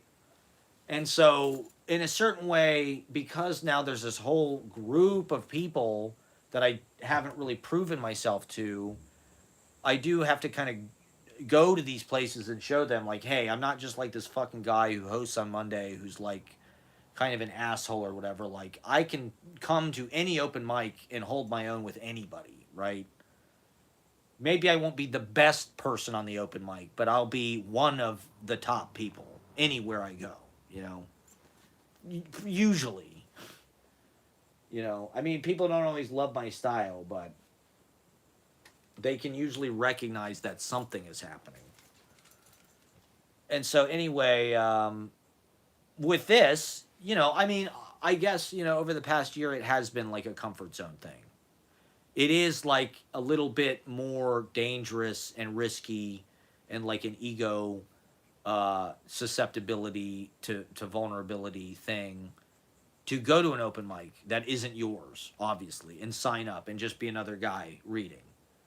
Whereas, like, you know, I've just been going every Monday, and that's been kind of my excuse. Well, if people want to see me, they can come on Monday. They know where I am.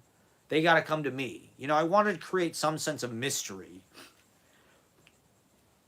You know, the idea was sort of like, well, it's supply and demand, but if you want to see Matt Proctor, you got to come to my show. That was sort of my thinking. Which, you know, whatever. It was what it was for the time that it was, but I don't really want to do that anymore. Now I do kind of want to go everywhere, and that is the best way to show people what you do and get them to come to your show. You know, it's like if I can go and show people that I'm actually like one of the heavyweight poetry people, then poets would have a reason to come out on Monday, you know. But I also can't really do, and I don't know that I'm really interested in doing like what like the poetry is a team sport. Like I don't really want to have a magazine per se where I just publish. I first of all they just produce a lot. You know, I'm lazy. You know, I try to do that with my videos and stuff by publishing the open mic. That's my publishing and trying to get a zine out to whoever wants it. But, you know, I'm a little ahead of my time, I guess. So anyway, I thought, you know, I better do pretty fucking good because there's all these people here that are like heavyweights. It's Natalie's thing. I gotta show people that like, you know, not only am I just another fucking person reading here, but like, I gotta show people why I'm one of the big fish in open mic New York City poetry. And you know, I didn't want to. I don't now when I go out, I don't really say anything about the open mic. You know, I don't blurb it or anything. I just try to do a good job, and then hopefully that will get people talking, and then that'll cause them to come out. You know. And so I read this piece. Well, it was actually the piece that I was thinking about reading at New Year's. I had two pieces, and this one was just like a little bit long and a little bit depressing. So I was like, yeah, I shouldn't really read this because like, it could get it could sink. You know, once it's something starts to take water in, starts to go down. You know, whereas the piece I ended up reading, I knew that I could say every line and kind of keep it in the air. And so, but I thought, you know, I'm surrounded by these people that like it's been about a year. There's some things maybe I can say to them that, you know, it was a little more emotional. Somebody came up to me afterwards. I forget who. Maybe it was Natalie. I don't remember who, but they were like, that was like a little more like sad than what you normally read, or like more emotional than when you normally read. It was like, yeah, that was the intention. You know, I've been through a lot over the last 6 or 7 or 8 or 9 months, and I've been thinking a lot about how I write. You know, and I have been trying to make it a little bit more moving and touching. You know, I want to be postmodern and fun and avant-garde and jumping around and artistic in that way, but I also do want to try to move people, or that's how you really get booked on stuff, and that's how you really like attract people's attention, by like touching them or moving them. You have to get them to feel something.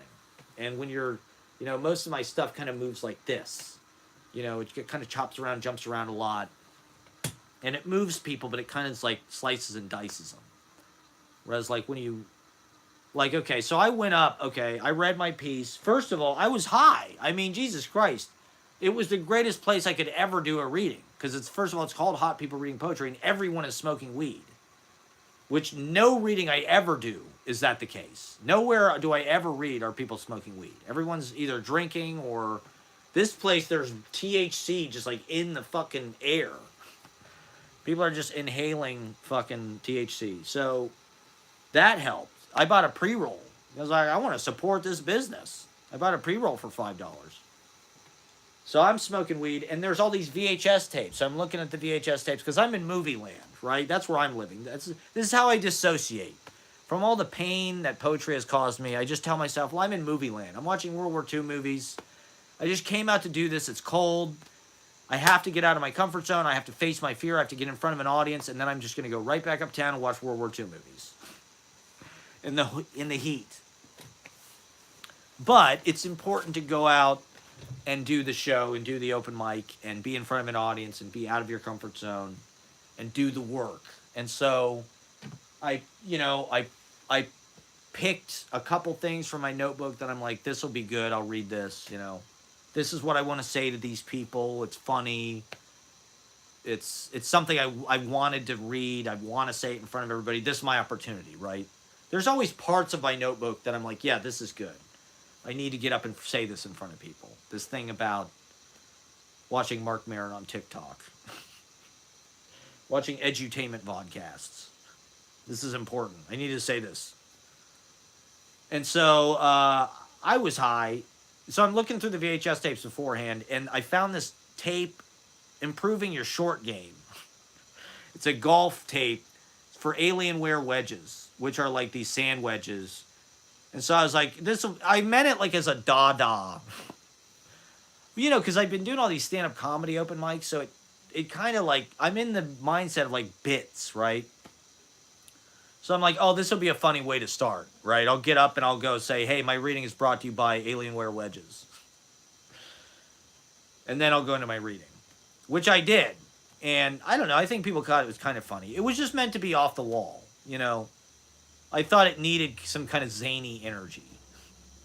I thought that might free people up a little bit. It was great. Everybody did great. Like I said, everybody was bringing it, so I was like, I gotta bring it. I gotta do something good.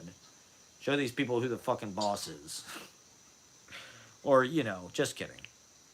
And so I read a piece that was like kind of, it was good. But I don't know. I think it was just because I was high. I felt like I killed. It was probably the best delivery I've given of a poem, maybe in like 10 years, since the beginning. That was like the most I felt in it in a poem in a long time. And maybe it was because I did the marathon a couple days before. I've gotten to the point where I've done so many performances that like I can kind of do them without getting that nervous. I was nervous, but I wasn't really like, I used to get really fucking nervous. Up until I started doing the KGB open mic every week, I would get pretty nervous every time I perform, Now it's like, I don't really get that nervous. I get probably like 10, 20% nervous. And then it's just like, it's like D-Day. It's like going into battle. When they announce your name, there's that moment of just like, all right, here we go. I'm jumping out of the plane. We don't know what's going to happen, but I got to face the fucking bullets. God be with me. I'm facing the fucking bullets. And so that's what happened on Hot People Reading. I don't know. I had this interesting moment where I have that line in the poem about, this is me if you care. And I kind of made a face. But I really didn't do that much. I only made like a slightly pouty face. And I could feel the whole audience laugh. And I could feel it go through the whole audience. And I thought, that's all I have to do. I don't have to go I don't have to do any more. I could feel it. I just went, this is me if you care. And that's all they needed. The whole audience. There were a number of, that's kind of the thing that scares me the most, I would say. When I go on stage is like, especially if I'm sitting there like especially at comedy open mics, but at a poetry, any kind of open mic, if I'm sitting there and I'm watching the performer have a really good interaction with the audience and like the emotional back and forth. If the audience is laughing and the performer is kind of thinking on their feet and ad-libbing stuff and the audience is receiving it well and laughing, that's the kind of stuff that makes me really nervous because I'm like, how am I going to do that?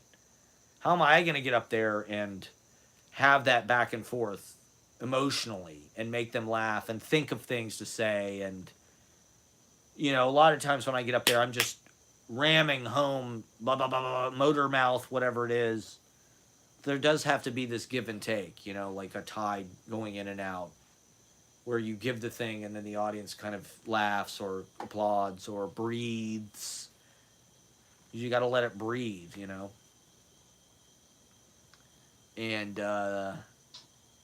so I was able to I did have a little bit of that with the audience. There is like a moment of faith in that, where you kind of give it to the audience in order for them to give it back to you.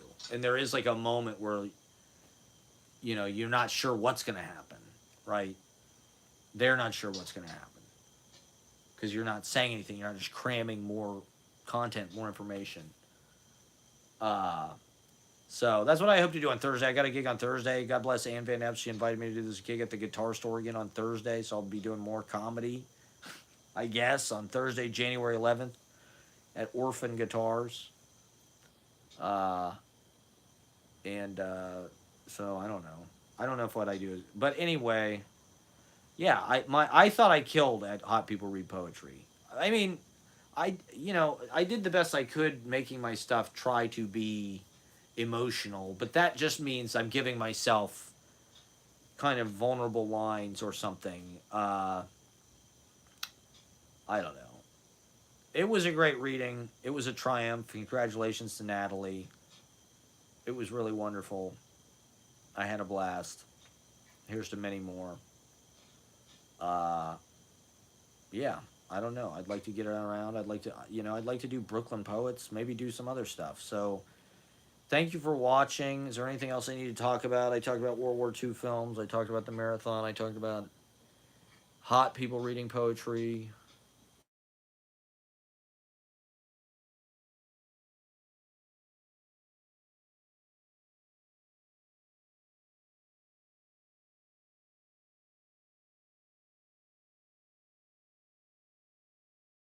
It's been 8 days since I've been on, so I'll probably be back on in the next few days. There's always to talk about more World War II films. I want to talk about Charles Olson in World War II and more. Thank you for watching. Watch the vlogs. I'll have a new vlog out soon. Ashley's new vlog just premiered. And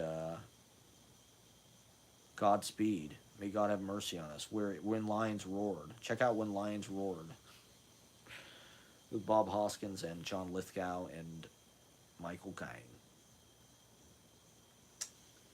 Is there anything else I need to talk about? Goals for 24. So maybe my next show will be like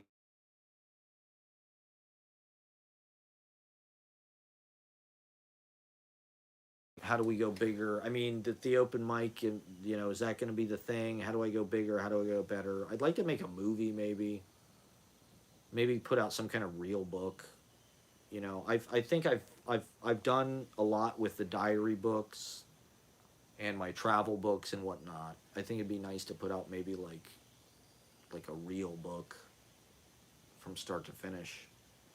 Just write a book, put it out this year.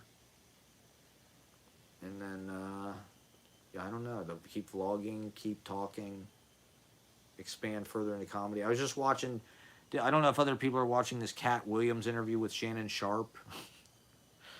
Check out Shay, Shannon Sharp's video podcast.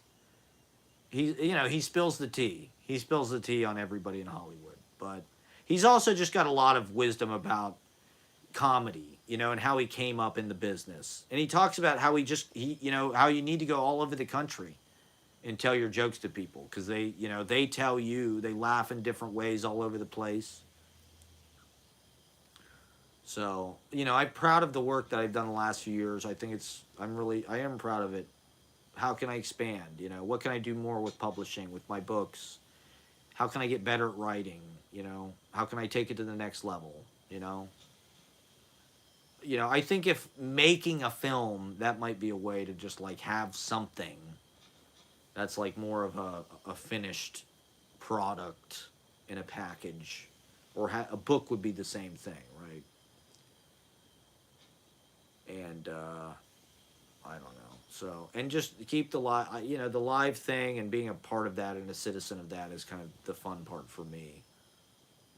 So, I'd like to make my vlog more about that. I'd like to make my vlog more a catalog of the scene, and be out at shows and filming people, filming the characters of the scene, poets, comedians, the different shows that they do, the different people that we all know, Danny Fallon, Ben Callahan, Giorgio Rosa, poets, you know, and give them a little bit more of a substantial of a role in the vlogs, rather than just have it be about me and Ashley. But it's been nice writing that chapter too, and there are so many stories to tell, you know, that they gave their lives that day. They sacrificed their lives so we could tell these stories. And so, Godspeed to you, creatives. Meditate, do your meditation, eat well, be good to your friends, be sociable. I know you are. I'm bad at it. Don't take things personally. Stay high. Keep reading. Keep writing. Keep filming. Follow your own ideas. That's another thing I heard about Instagram, and just I feel like we're so negotiated to by the crush of what we're supposed to do on social media and copying what everybody else is doing. Oh, I want to be a stand-up comedian. I got to copy what all the other comedians do. I want to be a poet. I got to copy what all the other poets are doing. I got to copy what people are doing on Instagram. I got to copy the way they're posting. I can't just post personal what I want to post. And I don't know. I think the internet is a remarkable opportunity because you can just put whatever the fuck you want on there. Like this. I know a lot of people don't watch it, but I believe in what I'm doing. Just because it isn't club random, I still think it's important. And artistically, it's shaped the way I want it to be shaped, and it gets across what I want to get across. So just because no one is watching, it won't stop me. All right. Well, anyway, you're watching. Thank you for watching. We will continue to fight evil. Is there anything else I need to talk about? Come out tomorrow night. Open mic is back. We've been off for 2 weeks. We've had a break. It's the first break we've had since the beginning. So come back tomorrow night. We're going to have fun. It's always fun. It's always a great show. And we've got the best talent in New York. Come on out. And then come out Thursday to the stand-up comedy. We got a lot of fun things. I need to plan a birthday show. My birthday's at the end of the month, so I got to plan my birthday show. It'll be big. So, I don't know. What can we do? We just keep doing shows, keep publishing, keep bringing books to people, keep getting the word out, keep getting publicity, keep live streaming, keep vlogging, keep watching movies, learning, watching TikTok. Just learn. We're figuring this out. It's class solidarity, We are organizing. We are learning about economics. It's all there. It's all in the work. Read my poetry, watch my performances, and learn everything about life. Just kidding. All right. We're sponsored by Drizzlicious. Thank you for watching. Have a great Sunday night. We'll be back soon. We'll see you tomorrow at the Red Room. Ta ta.